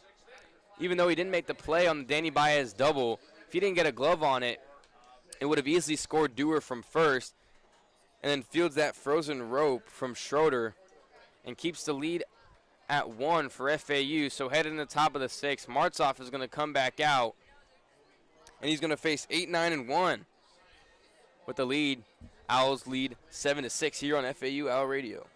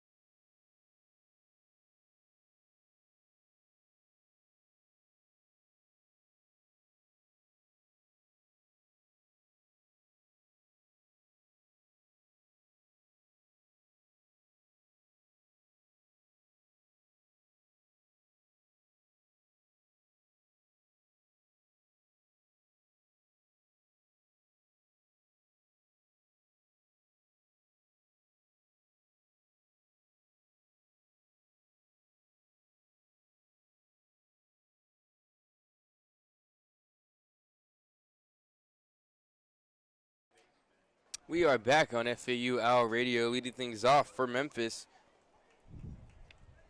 I don't know why I just paused there. Leading things off is the 8-hole hitter, Daniel Perez, playing second base for the Tigers. Looking to retake the lead here. Like I said, no team has held the lead for more than 1 inning. It went Memphis, then it was tied, then it went Memphis again, then FAU took it, then it was tied back up, and Memphis took it, then FAU took it as the first pitch from Martsoff is a called strike 1, the outside part of the plate. But, I mean, it's just been back and forth all game. It was a close one yesterday, but it was a pitching duel. This one today is quite the opposite. Martsoff gets a swing and a blooper into right center field. Martinez cannot get to it. It's going to be a leadoff single for Perez. It's going to bring up the 9-hole hitter, Robertson, who's 0 for 2 on the game today, hitting 178 on the year. Sometimes that happens. I mean, okay. So John McCormick is coming out, coach for the FAU Owls, and it looks like Martsoff day is done right there. I guess Coach McCormick didn't want him facing a righty, as he only faced the 2 lefties back-to-back, Turner and Perez. Just gave up a bloop hit. I mean, not really a I'm not sure about that move, actually. I'm just kind of confused.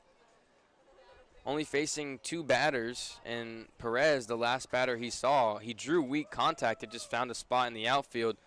So the Owls are going to their bullpen here in the bottom of the 5th, or the top of the 6th. After Martsoff only gets 1 guy out, and McCormick only lets him face 2 batters in total. Waiting on, who they brought in.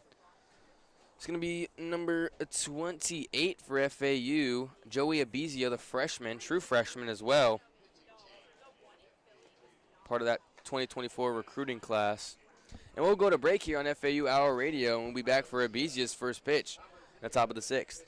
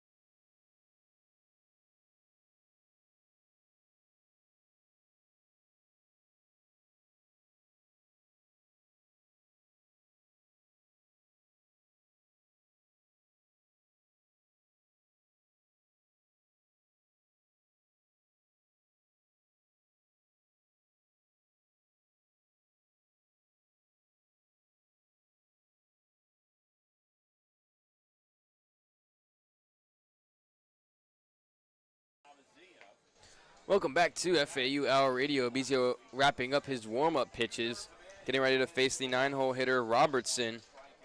Like I said before break, he's 0 for 2 on the day.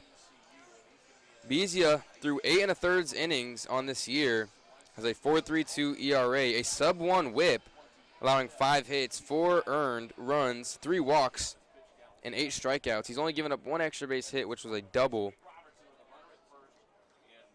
A sub-1 whip usually warrants a pretty solid ERA, but some unfortunate luck for Abizia, I guess. He's also only allowed 1 extra base hit.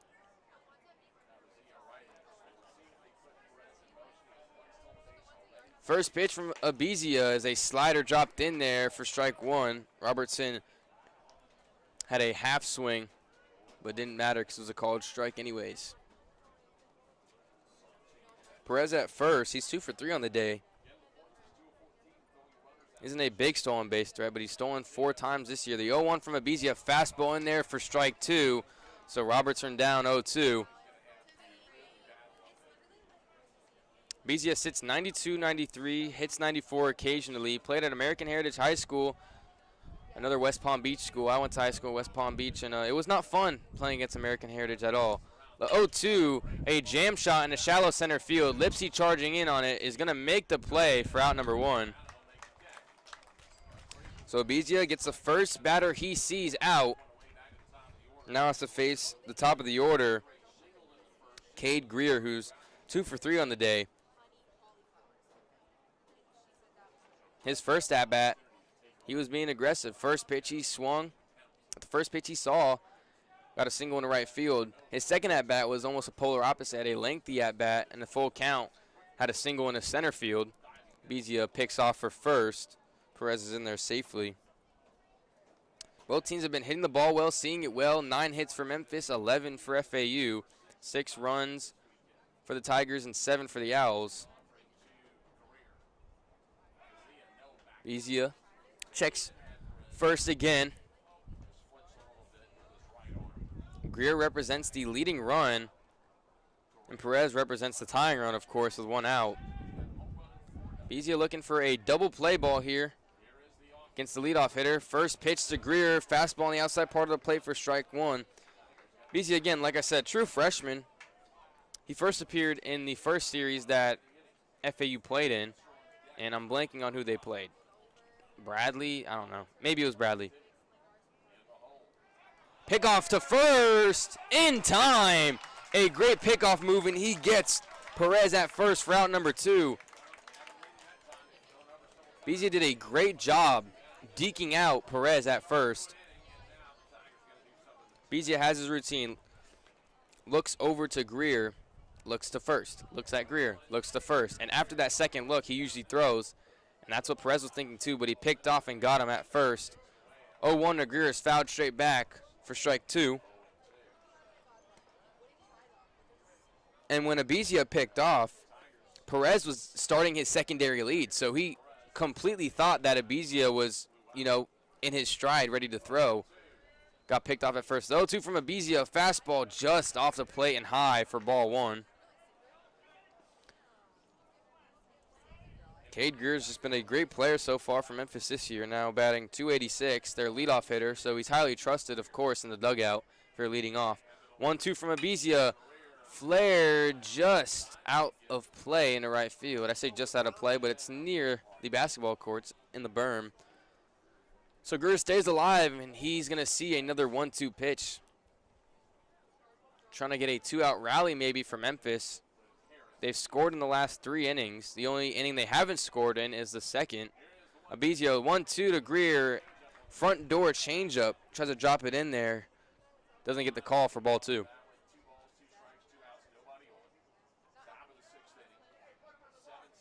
2-2 count. 2 outs. Bezia kick steals to Greer, and it hits him on the hand. Oh, that's a rough spot to get hit on. So Greer's going to make his way to first. And that's going to bring up the 2-hole hitter, Will Vasir. Junior third baseman.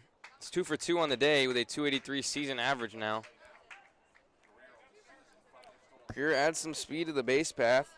Some 5 stolen bases, got caught stealing twice. has a sizable lead over there at first. Got to be careful. First pitch to Vasir is low and away for ball one. It's a slider from Abizia.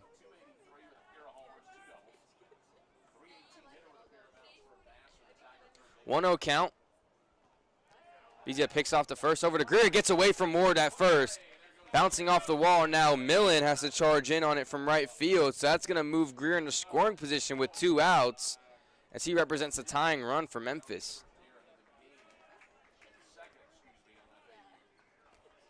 So the second error for Florida Atlantic in this game.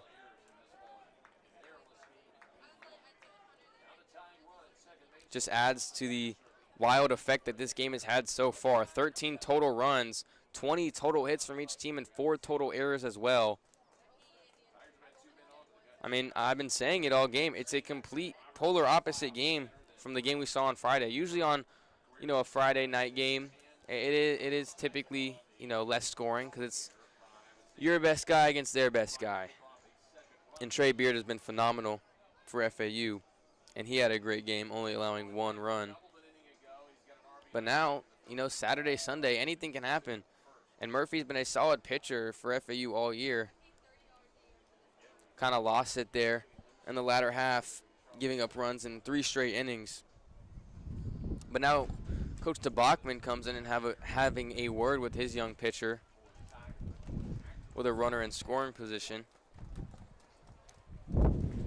Wind picking up here again, which is nice for me, not nice for my papers, but they're pinned down. Pause. They're pinned down. They're safe. So Vasir on a 1-0 count with 2 outs. Bezia charging up, getting ready to go. The 1-0 kick steals. Vasir takes a slider inside, called strike 1. FAU, a 7-6 lead. That could change in a heartbeat with Greer representing the tying run. 1-1 from Abizia, gets an early swing and a miss on a slider outside for strike 2. 1-2 count now, 2 outs in the top of the 6th. Abizia looking to get out of this inning unscathed as he came into relief Max Martzoff.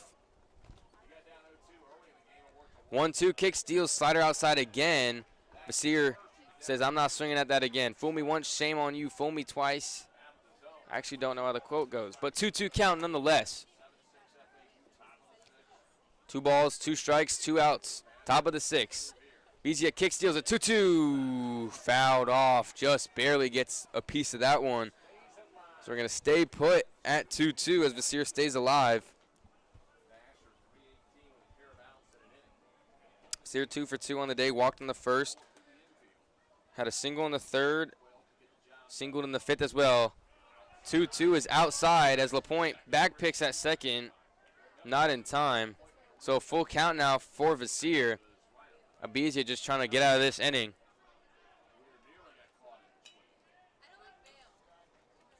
Vasir doing a good job keeping his head in the game and working this count. Abizia about to throw his 10th pitch of his appearance. Payoff pitch just fouled off. He capped it towards the Owls dugout. Staying alive at 3-2. We'll do it again.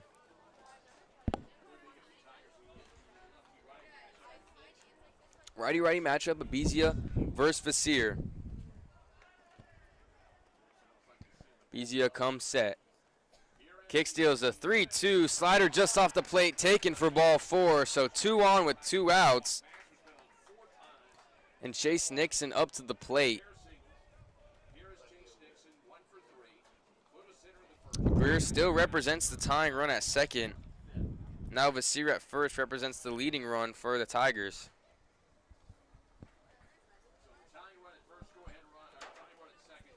Still 2 outs, and wow, McCormick he has this guy on a short leash.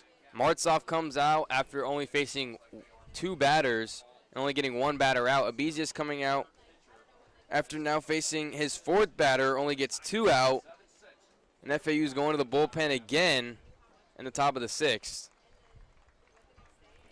Going to their 3rd pitcher in the inning. McCormick has had some interesting calls regarding to the pitching all year long, and most of which I haven't agreed with. But I'm not the coach of a Division I baseball program, so who am I to say anything?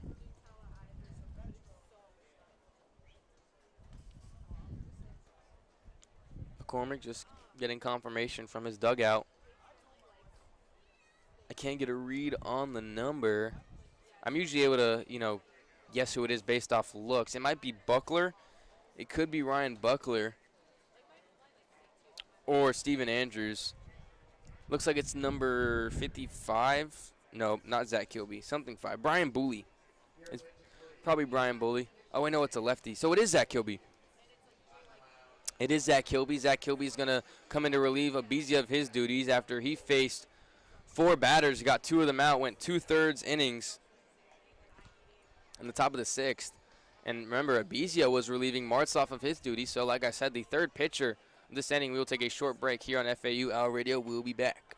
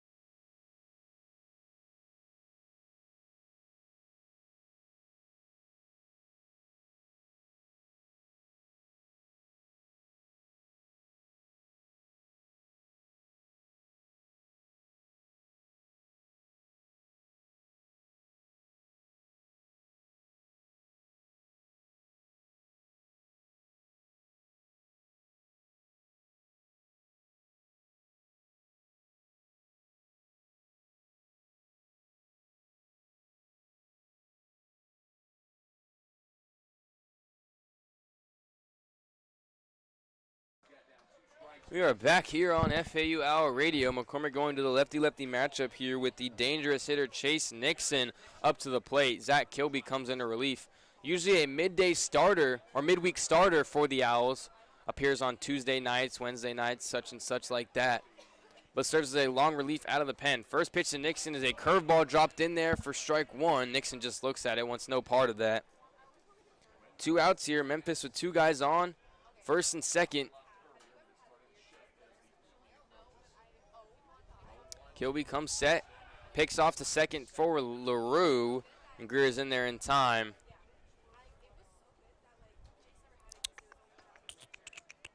I'm a beatboxer. Anyways.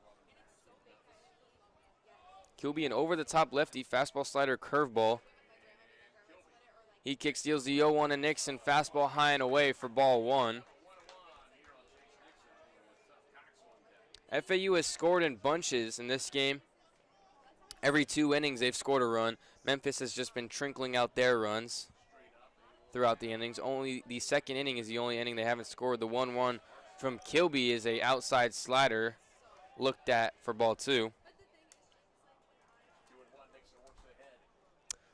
2 balls, 1 strike, 2 outs. Kilby looking to get out of this inning unscathed. Kilby picks off for second again. LaRue applies the tag, not in time. Greer's in there safely. Stay at 2-1, 2 outs.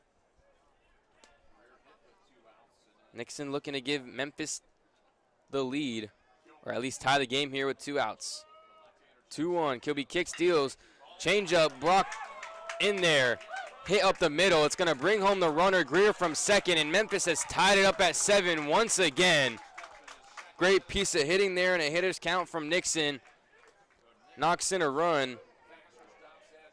And now the leading run is at second. Basir at second, Nixon at first. And that's going to bring up Seth Cox, who's 1 for 3 on the day. Senior righty, hitting .304 on the year. It's in the cleanup spot for the Tigers. The bats for Memphis have just been heating up as this game has progressed. They've scored in the 1st, the 3rd, the 4th, the 5th, and now in the 6th. They've added 1 to tie it up at 7. And now Cox looking to give the Tigers the lead. First pitch to him is fouled straight back into the netting for strike 1.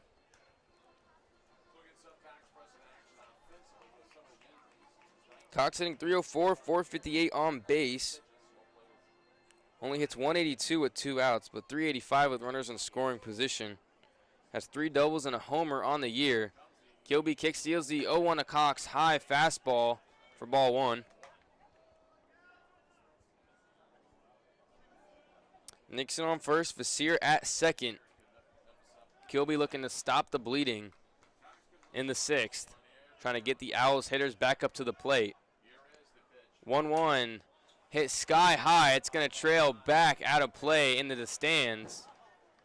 Or just behind my head, actually, for strike 2.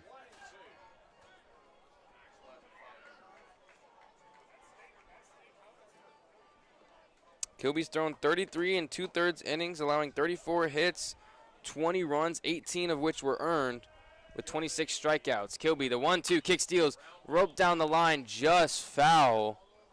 Down the third baseline, and we'll do it again at 1-2.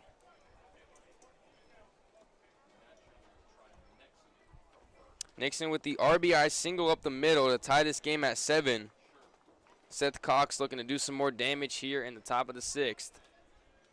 All tied at 7 here in beautiful Boca Raton. Kilby comes set on the bump. 1 ball, 2 strikes. Kilby kicks, steals, roped into left field. Tracking down is Schroeder, and he makes the play for out number 3. Great read off the bat from John Schroeder. And the Owls get out of the inning, but not before the Tigers tie it up in the top of the 6th. Headed to the bottom of the 6th, FAU has Martinez, Millen, and LaPointe. 5, 6, 7 due up here on FAU Owl Radio on YouTube.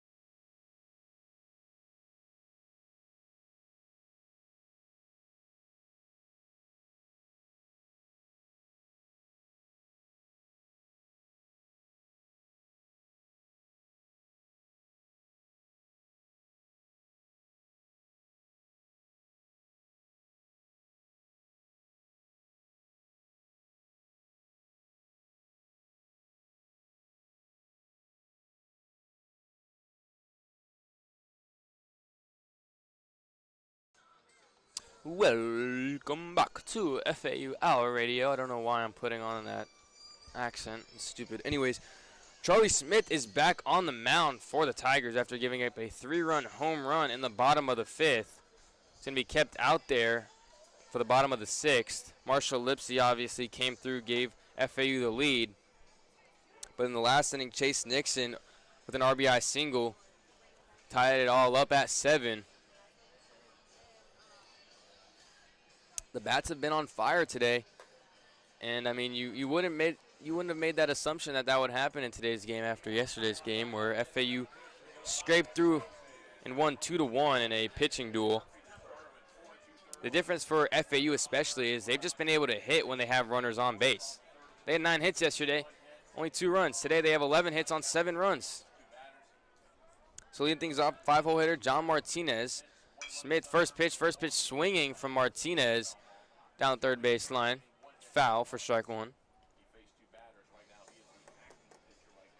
So far in this game, Smith has gone 2 innings, allowing 3 runs and 3 hits. None of the runs were earned because of some errors from Memphis in the bottom half of the 5th. Second pitch from Smith is off the plate for ball 1. So 1 ball, 1 strike, no outs. Martinez at the plate, righty-righty matchup. Smith deals. Martinez is early on that one and fouls it back for strike 2.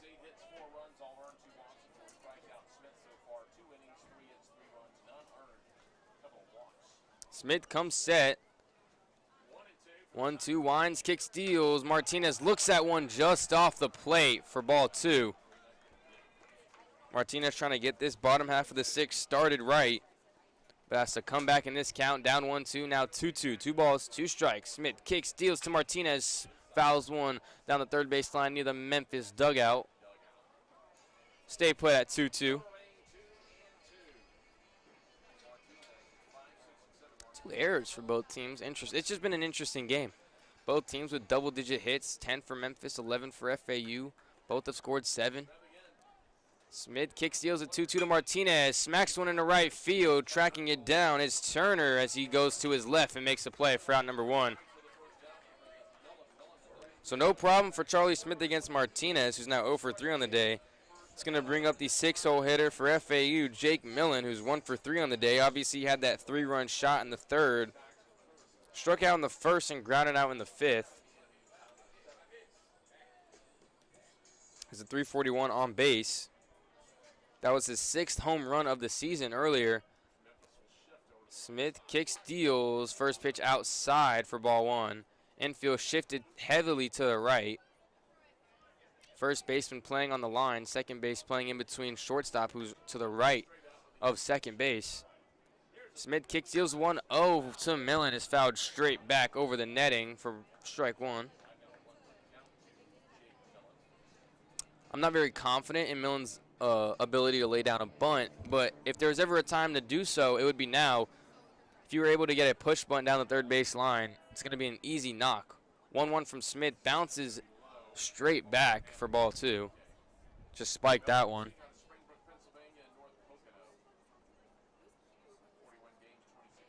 I got to respect the home plate umpire, John Bennett. Some umpires like to throw it back to the pitchers themselves. Most just give it to the catcher, but he walks out there, goes about 4 yards in front of home plate, and just lofts it up to the pitcher each time. Very interesting. Must be an old school type of guy. 2-1 count to Millen. Smith kick steals inside again for ball 3. So hitters count for Jake Millen. He's got the green light with 1 out. FAU looking to retake the lead here in the bottom of the 6th. No one on base. 3 balls, 1 strike. Smith kick steals a chopper to the second baseman. Ranges back. Fields it cleanly over to first in time for out number 2. Smith making quick work of the first 2 Owls hitters in the bottom half of the 6th. But now he's going to face a dangerous hitter, batting 7th, Dylan LaPointe, who's 2 for 3 on the day. Had that double in the bottom of the 5th last inning, or that single, and came around to score in the bottom of the 5th. Had the double in the 3rd, struck out looking in the 2nd. He's been very aggressive early in the counts. Wouldn't be surprised if we see him swinging first pitch. Smith kick steals to LaPointe, takes one high, called strike 1. Romano on deck. If LaPointe gets on base, he'll come up.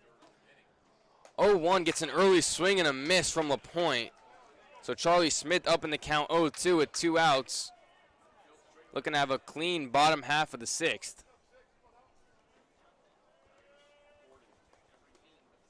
Smith winds, kick steals the 0-2 just off the plate for ball 1. I say just off the plate, but that was low and away in the other batter's box for ball 1. Smith looking to throw 3 complete innings in his relief outing. 1 ball, 2 strikes. He kick steals a chopper foul towards the Memphis dugout. Stay put at 1-2 and do it again.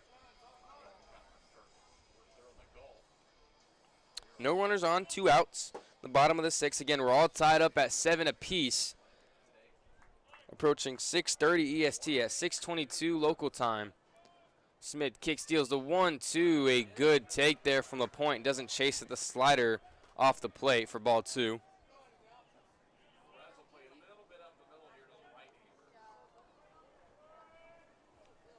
Smith, the 2-2, winds, kick steals. LaPointe flies one high into right center field. The right fielder is going to make the play. That's going to end the bottom of the 6th. And so no hits, no runs, no walks given up from Charlie Smith. A clean bottom of the 6th. So headed to the top of the 7th. Memphis has 5, 6, 7. Fogel, Cox, and Turner due up here on FAU Owl Radio.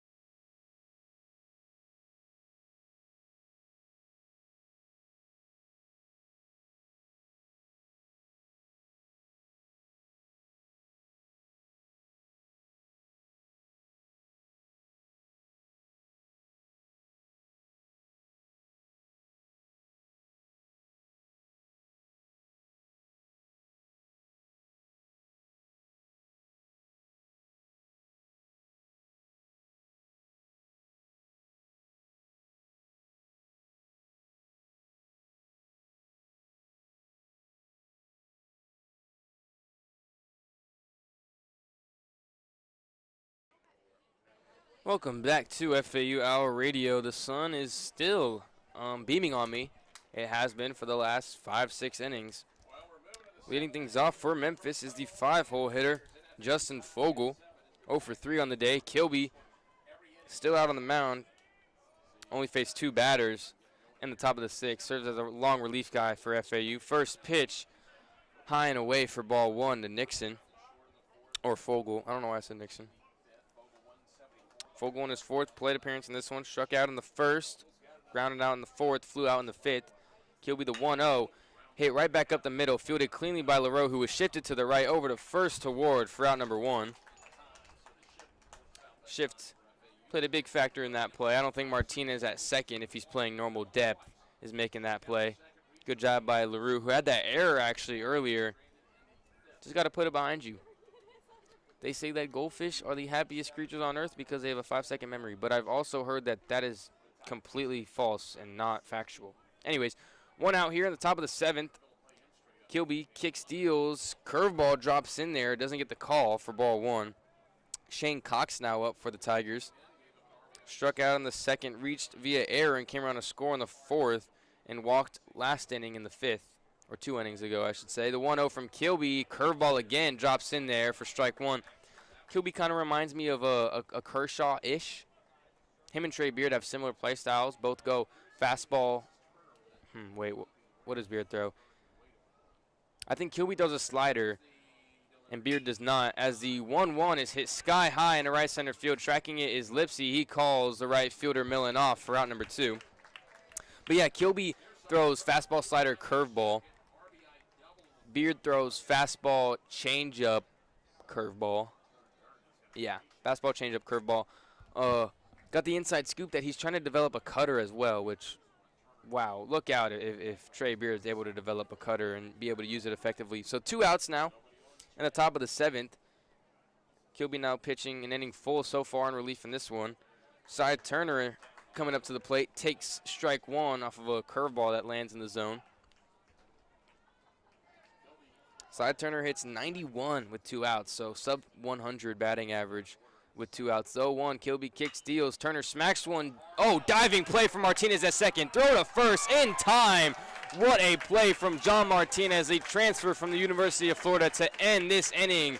A quick 1-2-3 inning from Zach Kilby. Headed into the bottom of the 7th. FAU has 8-9-1. Romano, LaRue, and Lipsy due up here on FAU Hour Radio on YouTube.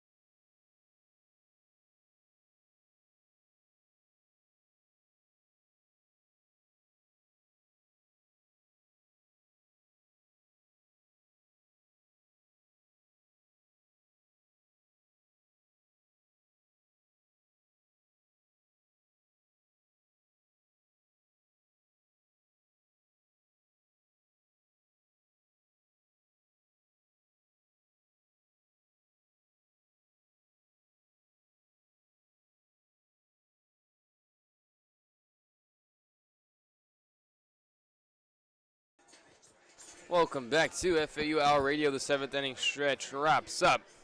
Leading off the bottom half of the 7th, 8-hole hitter Nick Romano, 1 for 2 on the day. Singled in the 3rd, reached on an error to the first baseman in the 5th. Charlie Smith still out there going to his 4th inning of work, relieving the starter David Case, who gave up 4 runs. Smith kicks, steals Romano, first pitch swinging. Strike 1 on the swing and a miss. Smith has given up 3 hits, 3 runs, none of which are earned, 2 walks. Has not struck anyone out. He's also given up a double and a home run. Smith, the 0-1 kick, steals. Good take there from Romano. This changeup hangs inside for ball 1. LaRue on deck and Lipsy in the hole, both of which are due up this inning. Smith, 1 ball, 1 strike. Kick steals, a chopper towards the FAU dugout for strike 2. Romano now having to work back into this count.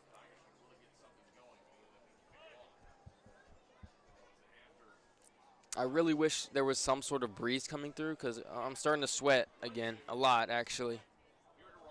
So now 1-2. Smith kicks, steals. Romano smokes one into right field. Right fielder Turner cuts it off. Romano's going to stay put at first. So a leadoff single in the bottom of the 7th. Looking to kickstart this Owls offense right back up. Fun factoid, FAU has scored every other inning. So they've gone 1st, 3rd, and 5th. They've scored. So they are on track to score this inning. Scored 1 in the 1st, 3 in the 3rd, 3 in the 5th. Pending what they do in the 7th. Great piece of 2-strike hitting from Romano. Bringing up the 9-hole hitter, Brando LaRue, who's 1 for 3. Singled in the 2nd, got stranded at 3rd. Reached on an error to the pitcher in the 3rd. And the 5th flew out to the 3rd baseman. But it looks like Charlie Smith's day is done. As the coach from Memphis comes in. His final slash line, 3 innings pitched, 4 hits allowed, 3 runs, none of which were earned, like I said. Giving up 2 walks, no strikeouts. Also gave up a double and a home run to Marshall Lipsy through 61 total pitches, but looks like that's going to end his game. So we're all tied up here at 7 in the bottom of the 7th. We'll be back on FAU Hour Radio when we have the pitching change.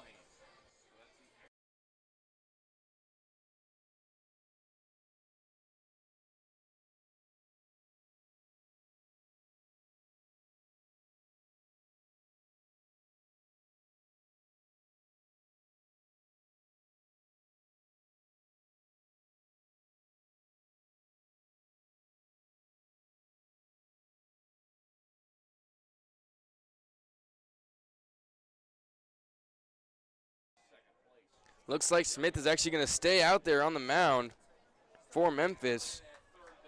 Facing the 9-hole hitter, Brando LaRue, with Romano at first. First pitch, LaRue shows bunt. Pulls back for ball 1. Fogle back picks for Shane Cox at first as Romano got a substantial lead, but he's back in time.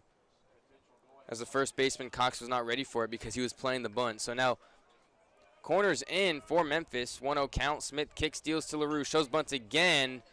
Fouls it back for strike 1. Got to do your job here. As my high school baseball coach said, get a job done, kid. And if you fouled off a bunt, he said, come on. And he said some explicit words along with that. Come on, kid, do your job. He very threatening guy, but not a very good coach in my opinion. Anyways. 1-1, Smith kicks, steals. LaRue lays one down, and it's going to advance the runner Romano to second as he does his job. He's out at first, but now a runner in scoring position for the leadoff hitter, Marshall Lipsy, who homered in his last plate appearance to give the Owls a lead. Eventually, Memphis tied things up. That's how we're at 7-7 ball game in the bottom of the 7th. Romano represents the leading run in this game. Lipsy looking to come up big once again. I mean, he's been big all season for FAU. Fogel's just going to have a word with his pitcher, Smith. Smith has given Memphis some length out of the pen.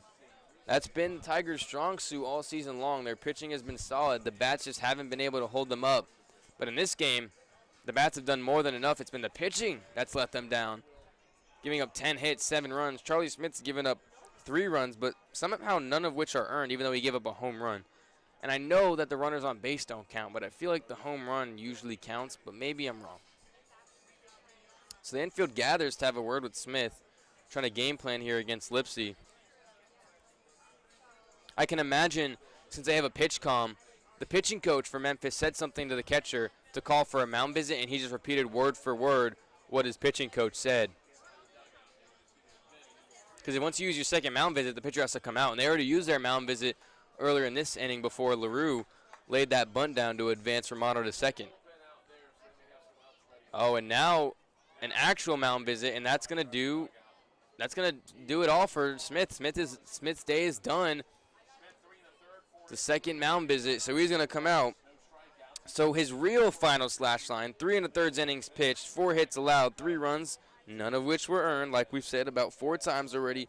Giving up 2 walks, no strikeouts, and a double and a home run allowed as well on 64 pitches.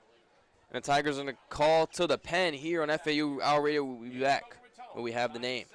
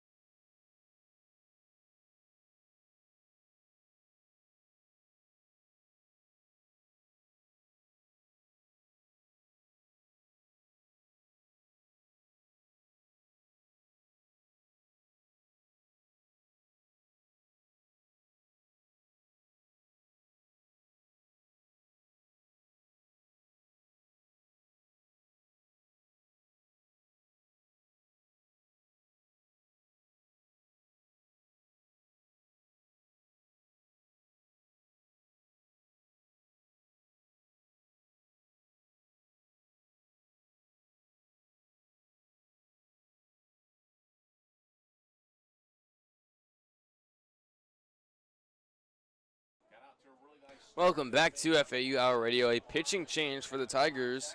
Number 27, Luke Ellis, now on the bump for Memphis.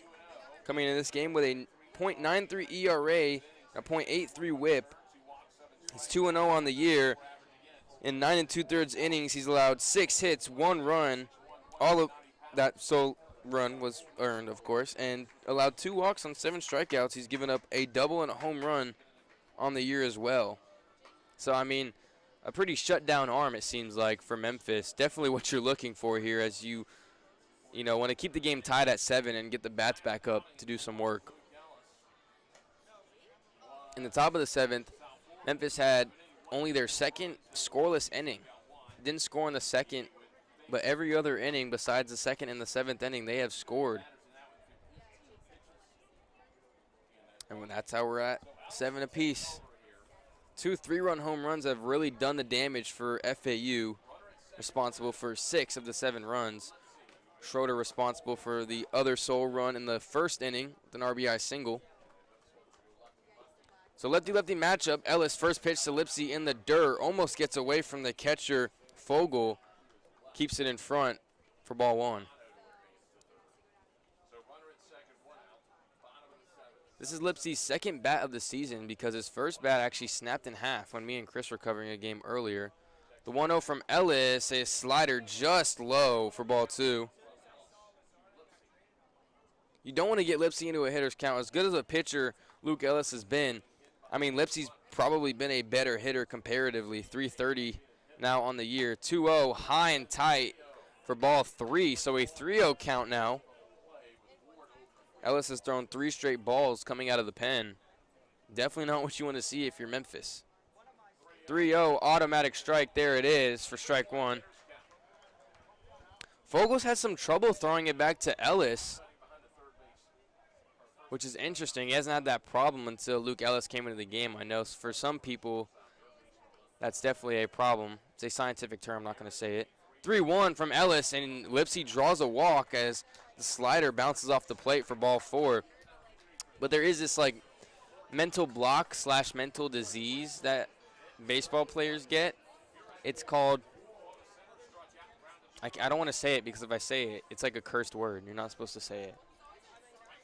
It rhymes with tips, but you replace the T with Y. It's a term used for like when normal things seem like impossible. So throwing back to the pitcher is a routine thing, but you overthink it so much that you're like, how do I do this? You like forget how to do it. So 2 on with 1 out, bringing up Patrick Ward. First pitch from Ellis is a strike in there. 0-1 now. 1 out. Lipsy on first, Romano on second. All tied up at 7. Ellis kicks, steals to Ward, gets another fastball in there, called strike 2.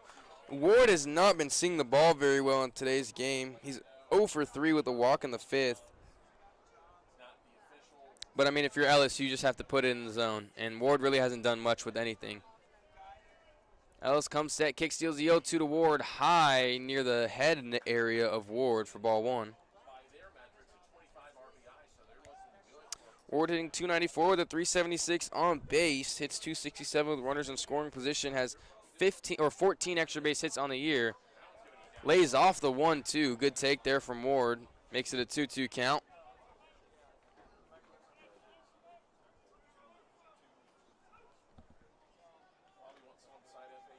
Ellis, the 2-2 to Ward. A jam shot into right field.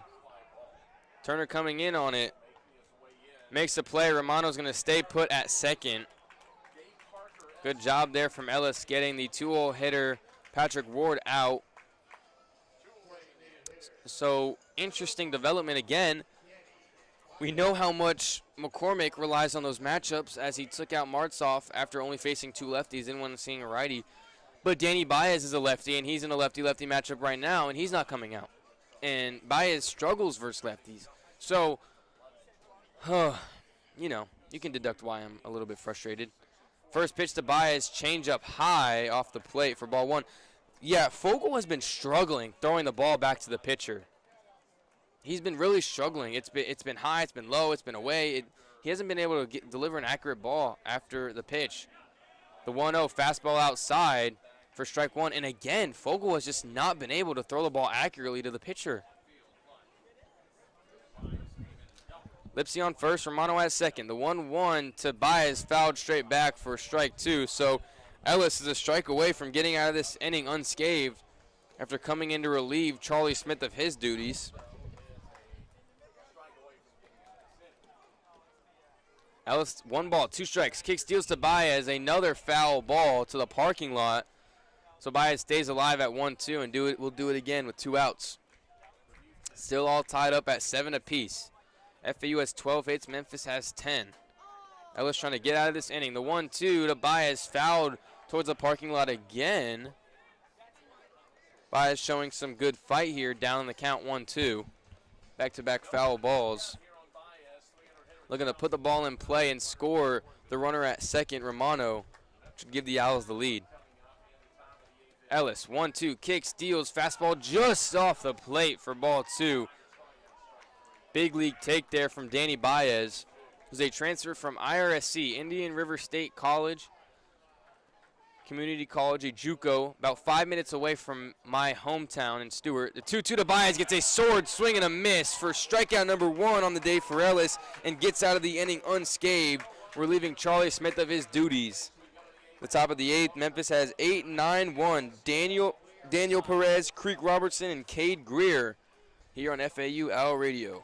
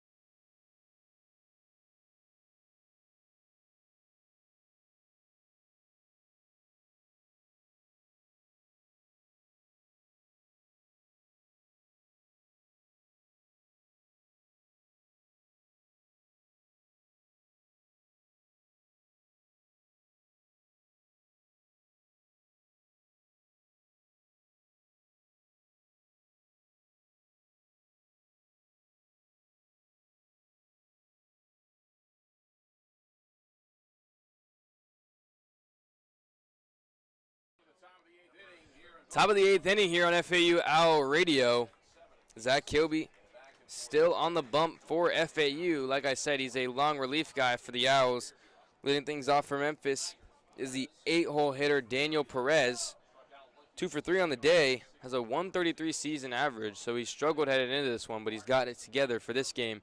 First pitch from Kilby is a slider low and away for ball 1.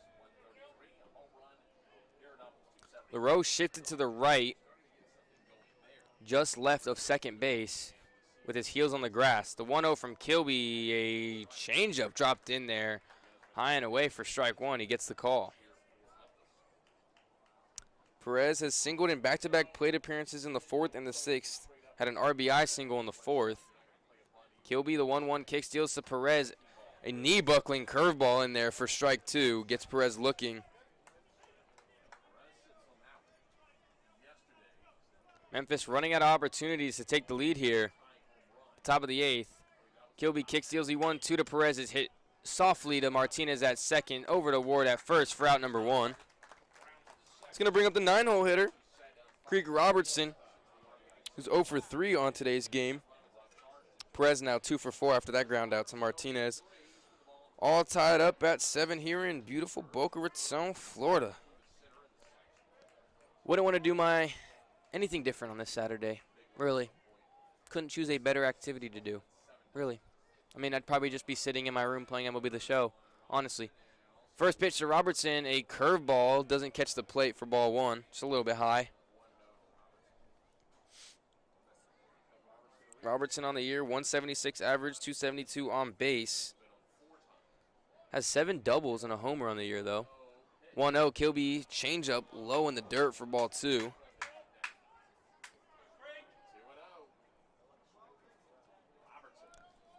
Two balls, no strikes, 1 out here in the top of the 8th. Kilby winds, kicks, deals, fouled straight back for strike 1. Robertson a little bit early on that one. Both teams haven't really struggled with strikeouts. Memphis has 4 as a team, hitting-wise, and FAU has struck out 5 times. 2-1, fouled straight back again for strike number 2. FAU with 5 walks earned. Memphis only walking 3 times at the plate. FAU's just done a really good job with 2 outs as well. 3 hits with 2 outs, hitting 300. Kilby winds, kick steals. The 2-2 to Robertson, just high. And I say just high, but LaPointe couldn't even catch it. Makes it a full count. Now at 20 total pitches through an inning and 2/3 of work for Kilby. He's only given up 1 hit so far. Looking to do his job here. Kick steals a payoff pitch, hit sky high, tailing out of play into the stands. It's going to, oh my goodness. Absolutely zero survival instinct from some girls over there. I mean, usually if like you see a ball is being hit towards your way, you might want to, like, move or like at least see where it's going, try and catch it. Nope, I'm just gonna duck my head and hope it doesn't hit me. I don't know what the thought process behind that is, but anyways, still a full count. Kilby, payoff pitch to Robertson, chopped foul down the third base line, so he's gonna stay put at 3-2. Looking to battle here. Leadoff hitter for Memphis is on deck. Cade Greer's 2 for 3 on the day. Robertson has 12 walks on the year to 38 strikeouts. The payoff pitch from Kilby again. Curveball high and away for ball 4. So a 1-out walk from Creek Robertson brings up the dangerous leadoff hitter for the Tigers, Cade Greer. Excuse me. Greer singled in his first 2 plate appearances. Came around to score in both of those in the 1st and the 3rd. Grounding out in the 5th. Came around to score by a hit by pitch in the 6th. Now squares up to bunt on the first pitch from Kilby. It's low, pulls back for ball 1.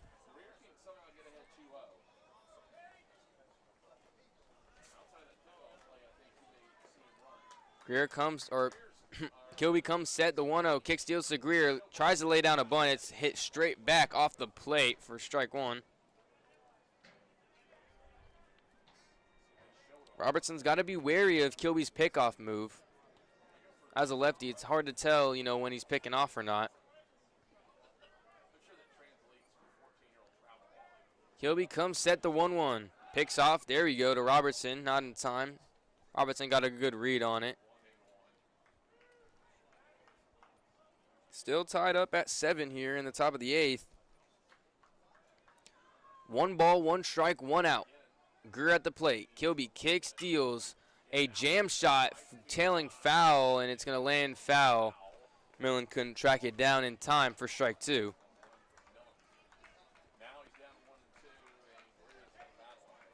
Greer's got a battle now with 2 strikes in the top of the 8th. Tying, or not tying, the leading run at first is Robertson. Kilby looking for a double play ball to get out of this inning. Kilby comes set, kick steals the 1-2 high and tight for ball 2.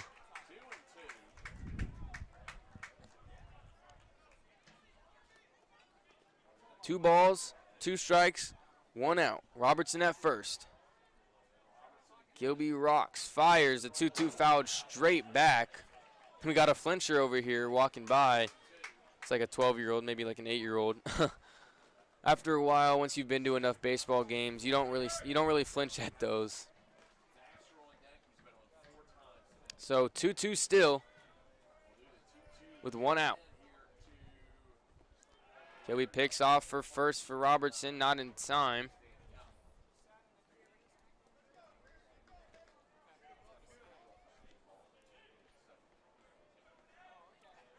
For Kilby, you want a ground ball here to end the inning. The runner on first picks off again. Not a very decisive pickoff move. It kind of takes a while to develop, but whatever. You do you do. You do you do.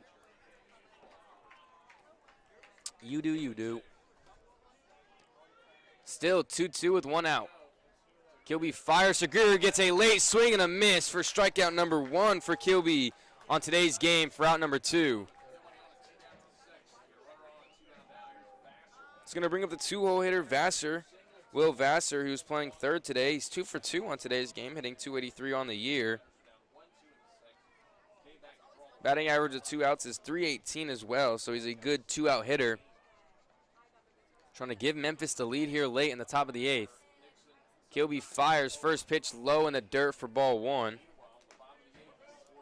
I wonder if Robertson is going to go for second. He's been caught stealing 3 times on the year. He's only stolen 4 bases successfully. Has a sizable lead here. The 1-0, Kilby fires a high fly ball into the left center gap. Lipsy tracking it down and makes a play on the warning track for out number 3. So 2 clean innings of work for Zach Kilby. Heading into the bottom of the 8th, the heart of the order for FAU, 4, 5, 6. Schroeder, Martinez, and Millen are due up here on FAU Owl Radio on YouTube.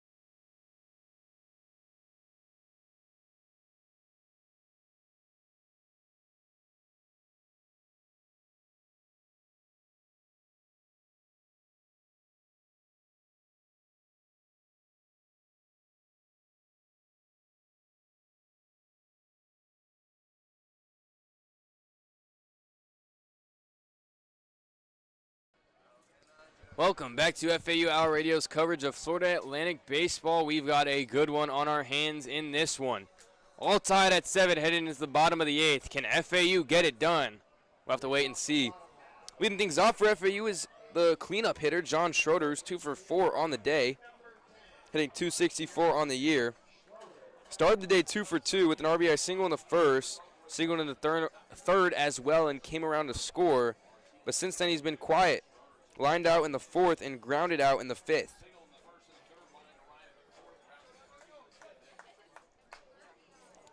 Memphis pitcher Luke Ellis still on the bump, went 2/3 clean last inning. First pitch from Ellis, ooh, just off the plate. Not sure where that missed for ball 1. Schroeder's been a power threat as well. 9 home runs and 4 doubles. 1-0 to him is fouled straight back right over my head for ball 1. And 125 at-bats, has 33 hits, 27 RBIs. He struggled with the strikeouts, though, having 32 and only 14 walks to pair that. Ellis, the 1-1 to Schroeder, high fastball for ball 2. Someone warming up in both bullpens. There's 2 guys warming up for Memphis, and I see a ball being thrown over the fence for FAU as well. 2-1 from Ellis to Schroeder is smacked over the shortstop's head for a leadoff single here in the bottom of the 8th. Schroeder getting things started here late. If they can get a run here, all they need is a shutdown top of the 9th to walk away with the series win. And then look for the series sweep on Sunday if they can get it done here today. That was the 13th hit for the Owls. Another 5-0 hitter playing second base, number 21, John Martinez, coming up to the plate. 0 for 3 on the day. Walked in the first as well. Lined out, ground out, and line out is how his stat line has gone from the 3rd, 4th, and 6th inning. Mound visit here for Memphis after the Schroeder leadoff single. Well, it looks like Luke Ellis' day is done. So the dominant reliever runs into a little bit of a struggle here after Schroeder gets the leadoff hit. Only goes 2/3 of an inning, allowing 1 hit, 1 walk, and striking out 1 on 21 pitches.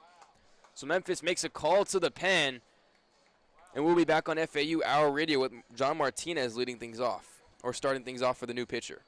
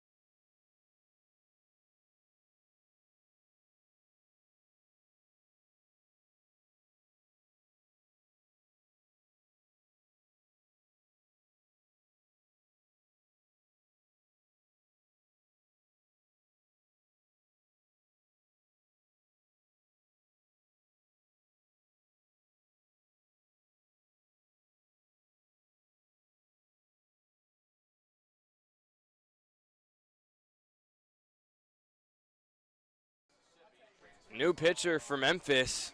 It's going to be Davis Oswalt, the righty. Having a 3.32 ERA headed into this game, 1.57 whip. 2-0 on the year, has 1 save. He's thrown 21 and 2/3 innings, allowing 24 hits, 8 runs, all of which are earned, allowing 10 walks and striking out 21 as well. He's struggled with the long ball, giving up 4. He's given up 8 total extra base hits with 3 doubles and a triple, along with the 4 home runs given up. He's going to face a double machine in John Martinez, who has 11 on the year, 13 extra base hits. Obviously, the 11 doubles, a triple, and a home run as well. But he's 0 for 3 in today's game, only reaching base in the first inning off of a walk. Squaring up to bunt, showing first pitch to him is chopped right back to the pitcher off the bunt. So a sacrifice bunt for John Martinez gets the job done and moves Schroeder over to second. It's going to bring up the 6-hole hitter, number 22, playing right field, Jake Millen. The switch hitter against the righty is going to be batting left. It's 1 for 4 on the day. With a runner in scoring position is the leading run in this game. He had that big 3-run home run in the bottom of the 3rd. Can come up huge again for the Owls. His only hit of the game is that 3-run shot in the 3rd. So Davis kicks, deals first pitch slider just low and inside to Millen for ball 1. The sun is actually finally starting to set, so I'm not getting beamed with the sun, and I can actually put my laptops on the table that I use. So 1-0 count. Millen at the plate, Schroeder at second. Millen hits one sky high just past the infield. Perez, the second baseman, camps out under it and makes a play for out number 2. So if something's going to be done, it's going to have to be with 2 outs here for Dylan LaPointe. LaPointe is catching in today's game. The righty is 2 for 4, hitting .286 on the year.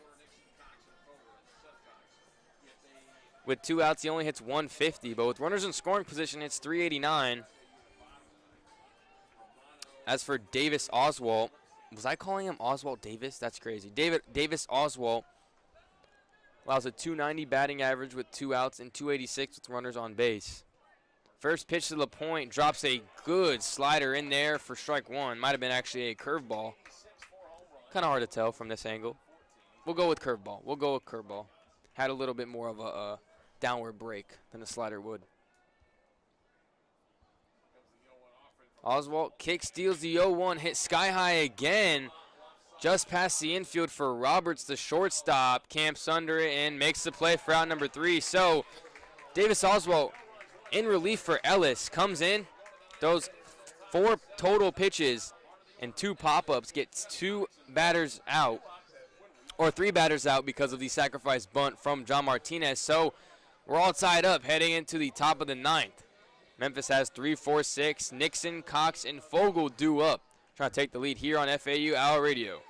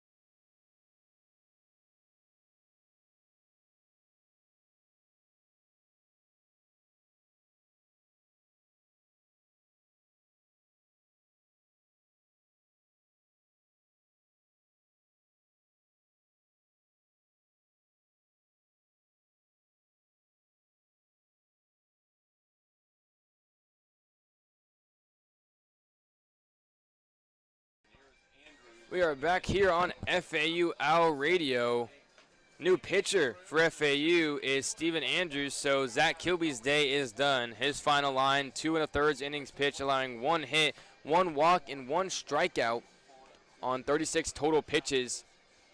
Steven Andrews coming in the top of the 9th, looking to slam the door on the Tigers and give FAU a chance to walk this thing off.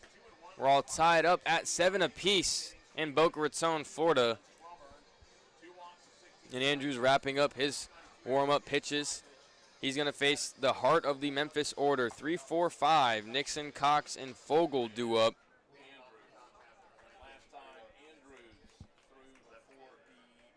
So far in this game, Chase Nixon is 2 for 4. Started off 0 for 2 with a flyout and a ground out.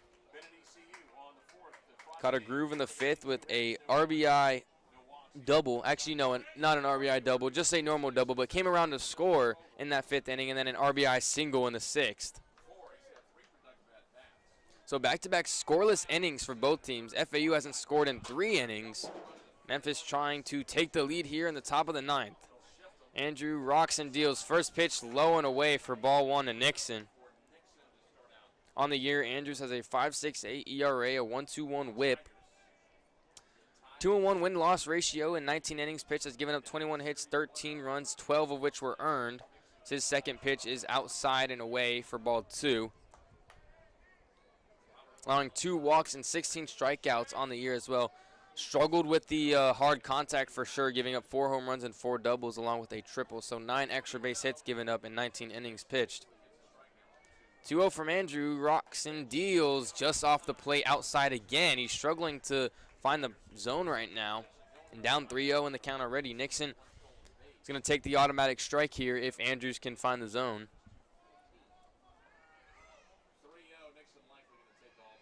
3-0. And there's the automatic. So makes it a 3-1 count. Cox on deck. Seth Cox, who's 1 for 4 on the day.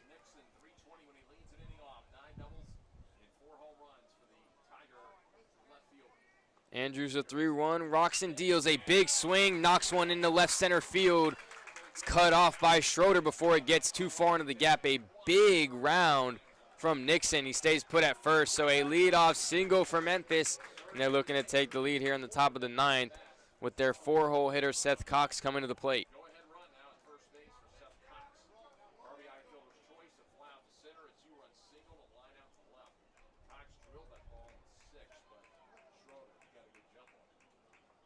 Nixon hit that ball the other way towards where the shortstop would have been, but the infield was shifted, so LaRue was playing to the right of second base, which allowed that hit to happen. Andrews, first pitch to Cox, sits back on it, rips one down the line. Schroeder's got to track it down. Nixon rounding second, headed to third. He's going to probably stay put, but that is another hit for Memphis to start off the top of the 9th, a double. And now the Tigers are knocking on the door with Nixon on third and Cox on second. So 2 runners in scoring position for the catcher, Justin Fogle, who's 0 for 4 on the day. Andrews having early trouble. The first 2 batters he's faced, he's given up 2 hits, has not even recorded an out yet on only 6 pitches thrown. Good swing there from Seth Cox off the breaking ball. He saw it out of the hand, sat back, waited on it, and stayed smooth throughout his swing. Didn't drop that back shoulder and roped it down the line. Good job from Schroeder, though, cutting it off, because if that ball gets to the wall, that's going to easily score Nixon from first.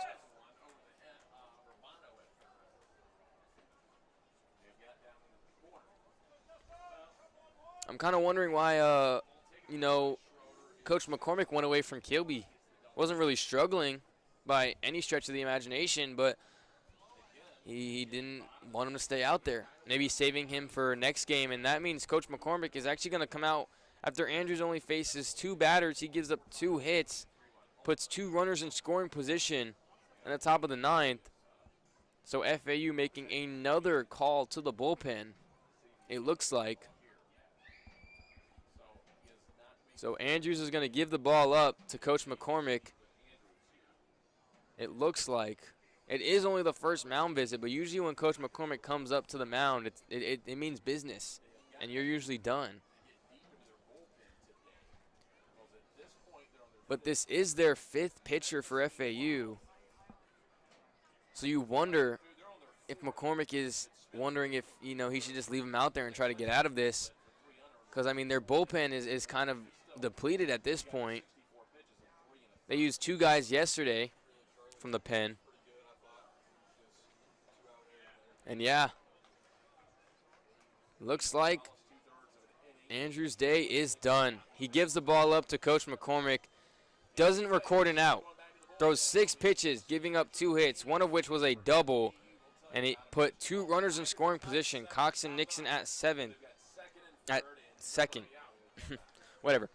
Anyways, we'll be back on FAU Hour Radio for the pitching change in the end of this top of the 9th inning, which has been interesting so far here on FAU Hour Radio.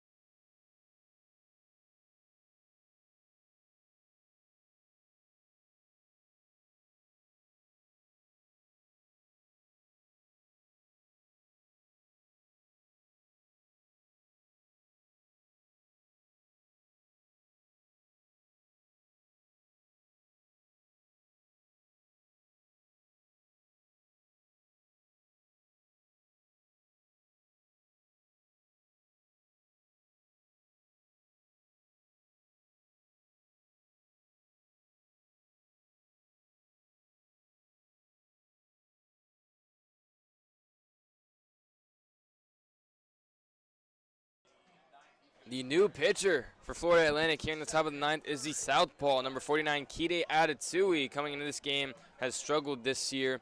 9.45 ERA with a 2.1 whip. But again, FAU's bullpen is kind of depleted right now, so they're just running out of arms. I mean, this is already their sixth pitcher in this game. Murphy didn't give him too much length as Adatui's first pitch to Fogel is low and away for ball one.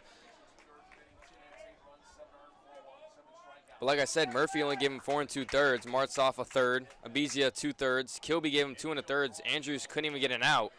So now their sixth pitcher Adatui. The 1-0 slider just off the plate for ball two.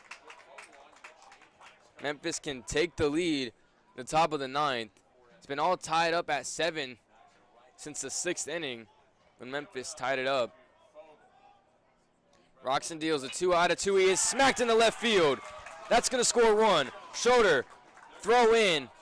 Cox stays put at third. So runners on the corners after the RBI single from Justin Fogel puts the Memphis Tigers on top late. In the top of the ninth, still no outs. So this inning is far from over. And now the 6-hole hitter Shane Cox is coming to the plate. He's 0 for 3 in this one. The bats for the Tigers have just caught fire in this game. Have struggled all year. In fact, in this game, coming into it, only one hitter was hitting above 300. Still the same, scenario now, but they have 8 runs in this game. Adatui first pitch to Cox is low in the dirt for ball one. FAU's pitching staff has been inconsistent at times this year, but this is definitely the worst game as a group that they've had, allowing 13 hits and 8 runs allowed. Adatui kick steals the 0-1. The 1-0 is called strike on a slider on the inside part of the plate. 1-1 now. Both teams have recorded 13 hits. Memphis now leading 8-7 though on the top of the ninth, and they are far from done. Runners on the corners. Adatui kicks, steals 1-1, hit right back to the pitcher. Over to Leroux at second. They're going to get one, and that's going to be all, but a great play from Adatui to get the glove there and field it cleanly. It's also a tough throw because your feet are so offset because the mound has that steep downward angle, so it's hard to get your feet set and find your feet, but good job there. So a fielder's choice for the first out, and the runners essentially stay put. Fogel and Shane Cox just switch places as Cy Turner comes to the plate. Doubled in the 4th inning, got an RBI double in the 4th inning, and came around to score on that as well. Adatui picks off for first to Cox. He's in there in time. You need another double play ball here for Adatui and keep the lead at 1 for Memphis. Memphis is calling in his guys. His hitter Turner, Seth and Shane Cox as well in the huddle. And it also looks like Justin Fogel's coming in and giving them some words of advice as he just faced Adatui and got a hit off him as well. So they're game planning here for Adatui with runners on the corners. And I can't blame him. I wouldn't be confident in a 1-run lead either when FAU's been hitting the ball well all game. If I'm Memphis, I want at least 2 more in this inning, so you can go up by 3 and have some room for error in the bottom half of the ninth. Turner back in the box now. Runners on the corners, 1 out. Memphis leads 8-7 in the top of the ninth. Lefty versus lefty. Turner versus Adatui. First pitch to Turner. Slider just off the plate and low for ball one. Like I said, you really need a ground ball here if you're Kide Adatui. Struggled all season long, but he really needs to stud up in this spot late in this game. Adatui fires, gets a swing and a miss from Turner for strike one. I think Cy Turner was trying to score 3 there on that one swing, trying to get them all in. Really wanted to get a load of that one, just missed it. Good slider from Adatui as well. Runners on the corners, 1-1. Adatui, Turner squares, pulls back for ball 2.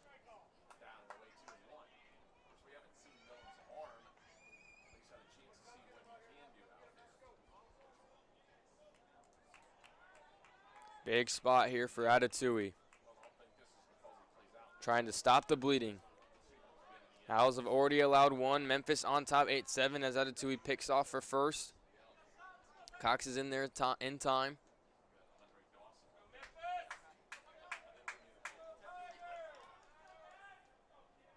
A shallow fly ball that's caught, or a ground ball is what you're looking for. Obviously, a strikeout would be good as well, too.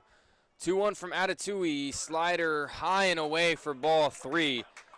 And this is not what you want if you're Akide Atatui, a big and dangerous lefty in a hitter's count. You know he's going to be swinging here, and he's going to be taking a big swing as well. In a hitter's count, 3 balls, 1 strike, 1 out. Runners on the corners. Runner goes from first, fouled off in the 3-1 count, makes it full at 3-2. Shane Cox took off for second.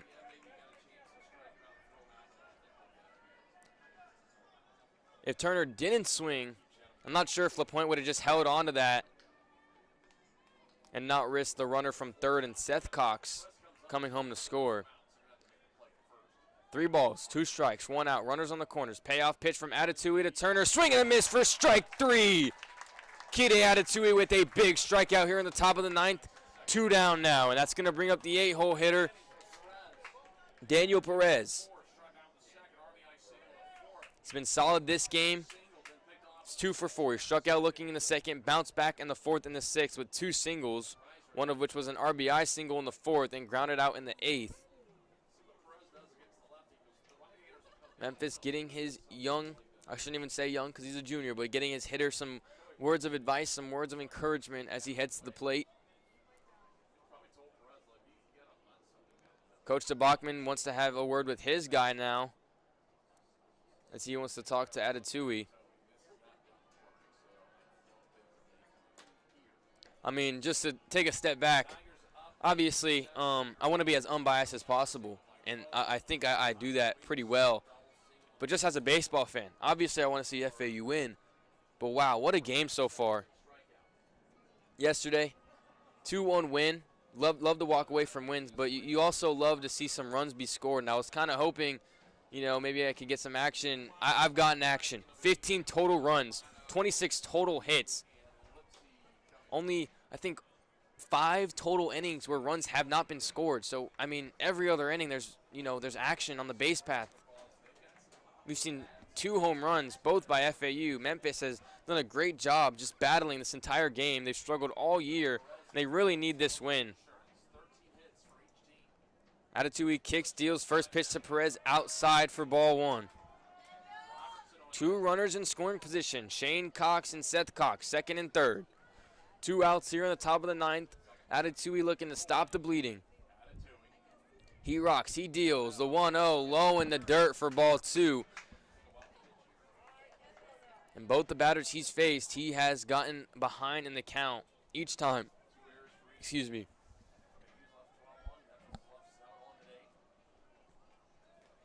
Two balls, no strikes, 2 outs. Atatui fires, slider just off the plate for ball 3. And the last thing you want to do if you're Akide Atatui is load the bases. You do have the 9-hole hitter up next. But, I mean, you don't want to be in a bases-loaded jam against anyone.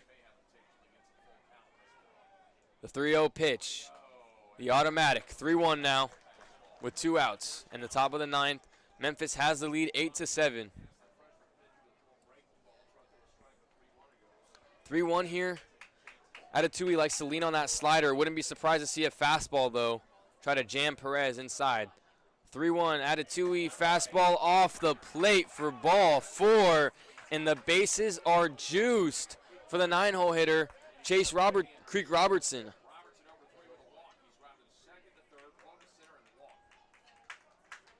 The landscape of this game could change in the blink of an eye. If Robertson, with one swing of the bat, this would go from a 1-run lead to a 5-run lead, just like that. Bases loaded. Perez at first, Shane Cox at second, Seth Cox at third, Robertson at the plate. First pitch fouled straight back for strike 1.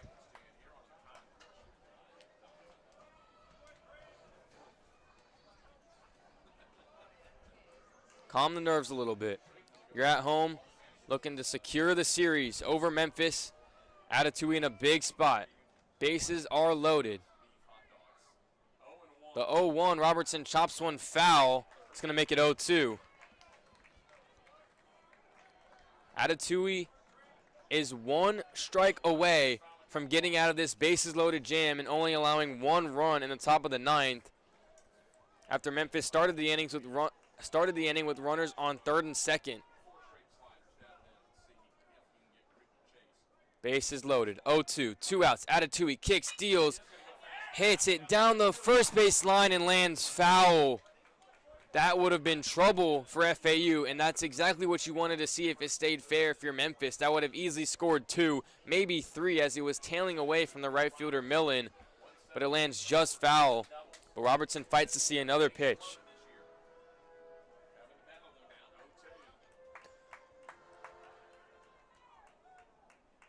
Bases loaded. 0-2 count, 2 outs. Atatui kicks, steals, fire, swing and a miss for strike 3. He gets out of the bases loaded jam. Headed into the bottom of the ninth. FAU down 1 run, and if they're going to get it done, it's going to be in walk-off fashion here on FAU Owl Radio.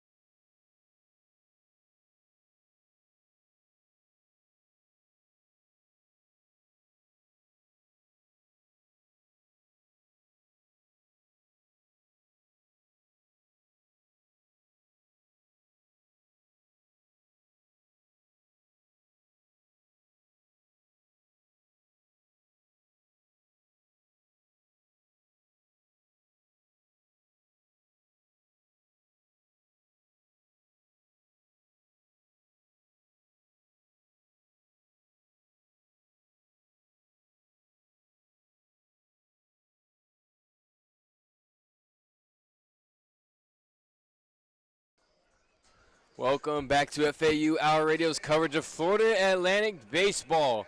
It is the bottom of the ninth. FAU is down 8-7. Trailing by 1, they have 8, 9, and 1 due up. Romano, LaRue, and Lipsy.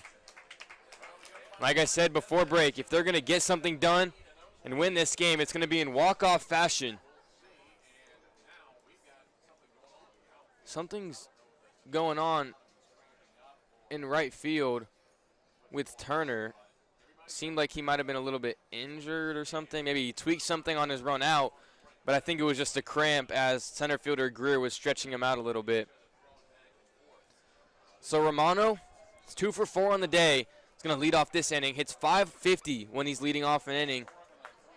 Flew out in the second, had a single in the third, reached via error in the fifth, and singled again in the seventh.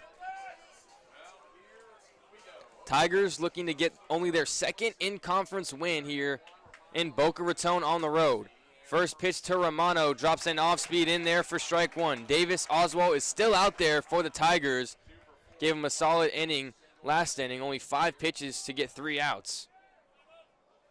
Oswald kicks, steals the 0-1 in the dirt for ball 1. Take it 1 batter at a time if you're these Owls. 1 pitch, 1 batter, 1 run at a time. Oswald kicks, steals. Romano hits one straight back, foul for strike 2.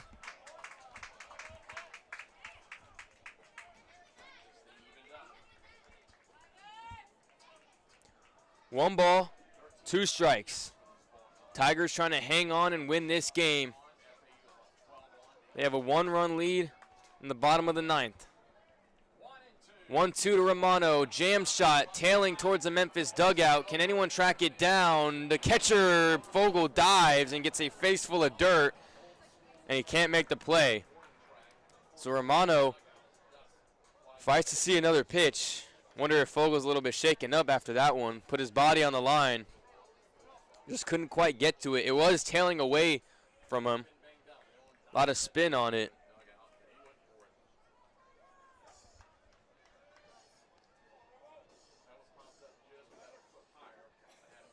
So we'll do it again at 1-2. Romano trying to stay alive. Davis Oswald gives up a 300 batting average against leadoff hitters, so not horrible, but not great. LaRue on deck, who's 1 for 3. 1-2 count.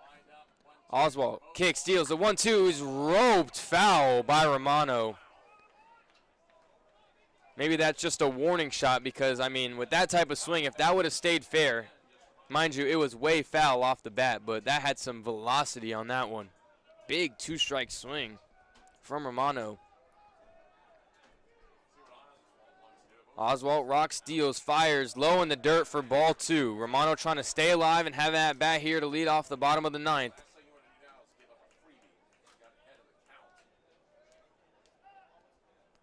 Oswald, the right-handed pitcher, facing the switch hitting Romano, batting left. Oswald working fast, kick steals, a 2-2 to Romano, roped into right field. It's going to fall for a leadoff knock. The tying run is now in position at first.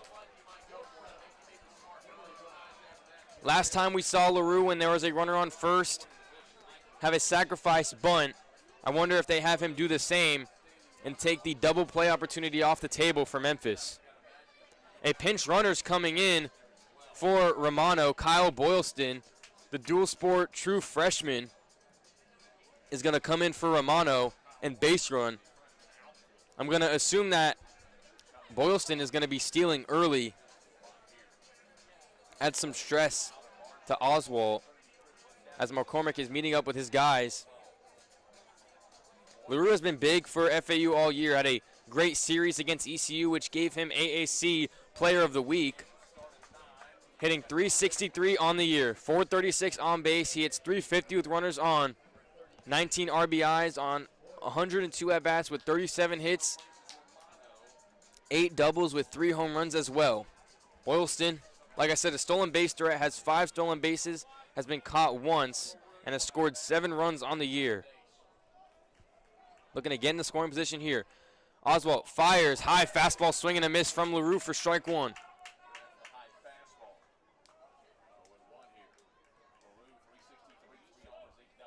LaRue trying to play hero right here for FAU. Down 0-1. No outs. 0-1 low in the dirt for ball 1. Makes it a 1-1 count. Boylston's yet to move. Wonder if we see him go here. Now 14 hits for FAU after the Romano single. Fouled straight back on the 1-1 to LaRue, and now he's down the count with 2 strikes. Got to battle back here, but we saw in the last at-bat with Romano down 1-2, he fought all the way back and got a leadoff single, which puts Boylston at first. Oswald trying to get out LaRue. Rock steals, fires the 1-2, gets a check swing. Did he go? First base umpire says he didn't. Christopher Tipton says he was safe on that one, and it sure was close, but that makes it a 2-2 count. Great slider there from Davis Oswald. Almost got the swing and a miss. Strikeout for LaRue. 2 balls, 2 strikes. Fires and gets a swing and a miss for strike 3. First out in the bottom of the 9th. LaRue goes down swinging. And with the runner on first, a ground ball could end this game with a double play. But don't count on it, because the dangerous, one of the best leadoff hitters in the nation, Marshall Lipsey's at the plate. Had that 3-run home run in the 5th, has walked twice on this game, and he's 1 for 2 on the night. First pitch to Lipsey outside for ball 1. Lipsey hit his 9th home run earlier in this game. Has 29 RBIs and 34 hits on the year as well. The 1-0 inside, called strike 1 on Lipsey. Lipsey crowds the plate, so it looked a little bit more in than it was, but it definitely caught that inside corner 1 ball, 1 strike, 1 out. Boylston on first. Lipsy at the plate. The 1-1. Lipsy takes it low for ball 2. Hitters count now. With 1 swing of the bat, Lipsy can send us home, or he could end this game. The 2-1 to Lipsy catches the outside part of the plate for strike 2. A good fastball from Davis Oswalt has him in the count, 2-2.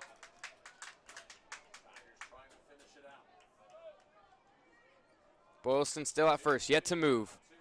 2 balls, 2 strikes. Oswalt deals. Lipsy just gets a piece of the breaking ball to stay alive, 2-2. 14 hits for FAU, 13 hits for Memphis. But Memphis has the lead, 8-7 in the bottom of the 9th with 1 out.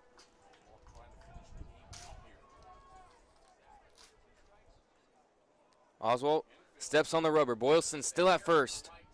Kick steals, a 2-2 to Lipsy, just low. Makes the count full at 3-2. High stress situation for both teams. Lipsy looking to keep this game going. Oswalt looking to end it right here. Payoff pitch from Oswalt. Kick steals to Lipsy. Cold strike 3 on the inside part of the plate, and Lipsy is furious as he gets rung up off the payoff pitch. Now 2 outs. And Patrick Ward is going to step up to the plate.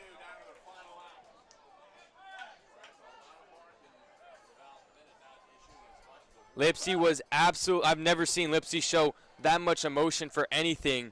He's definitely an emotional guy in a good sense, but definitely was not happy with that call. Thought that was ball 4. Home plate umpire John Bennett thought otherwise. First pitch to Ward, early on it, caps it, and it goes foul for strike 1.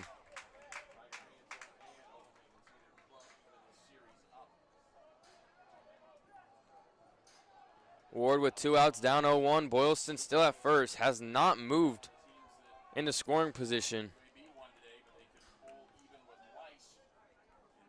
Ward looking to be the hero here for FAU. The 0-1. Ward takes it low and away for ball 1.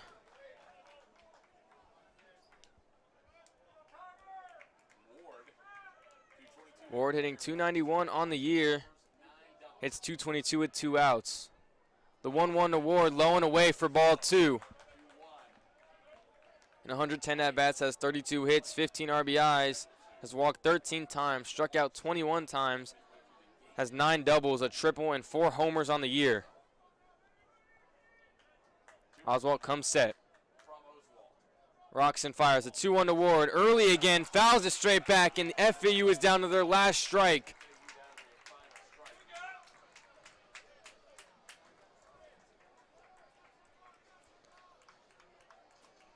Two balls, 2 strikes, 2 outs. Boylston at first, Ward at the plate. Oswalt trying to slam the door and get only their 2nd conference win of the year. Oswalt kicks, steals a 2-2, gets an early swing and a miss for strike 3.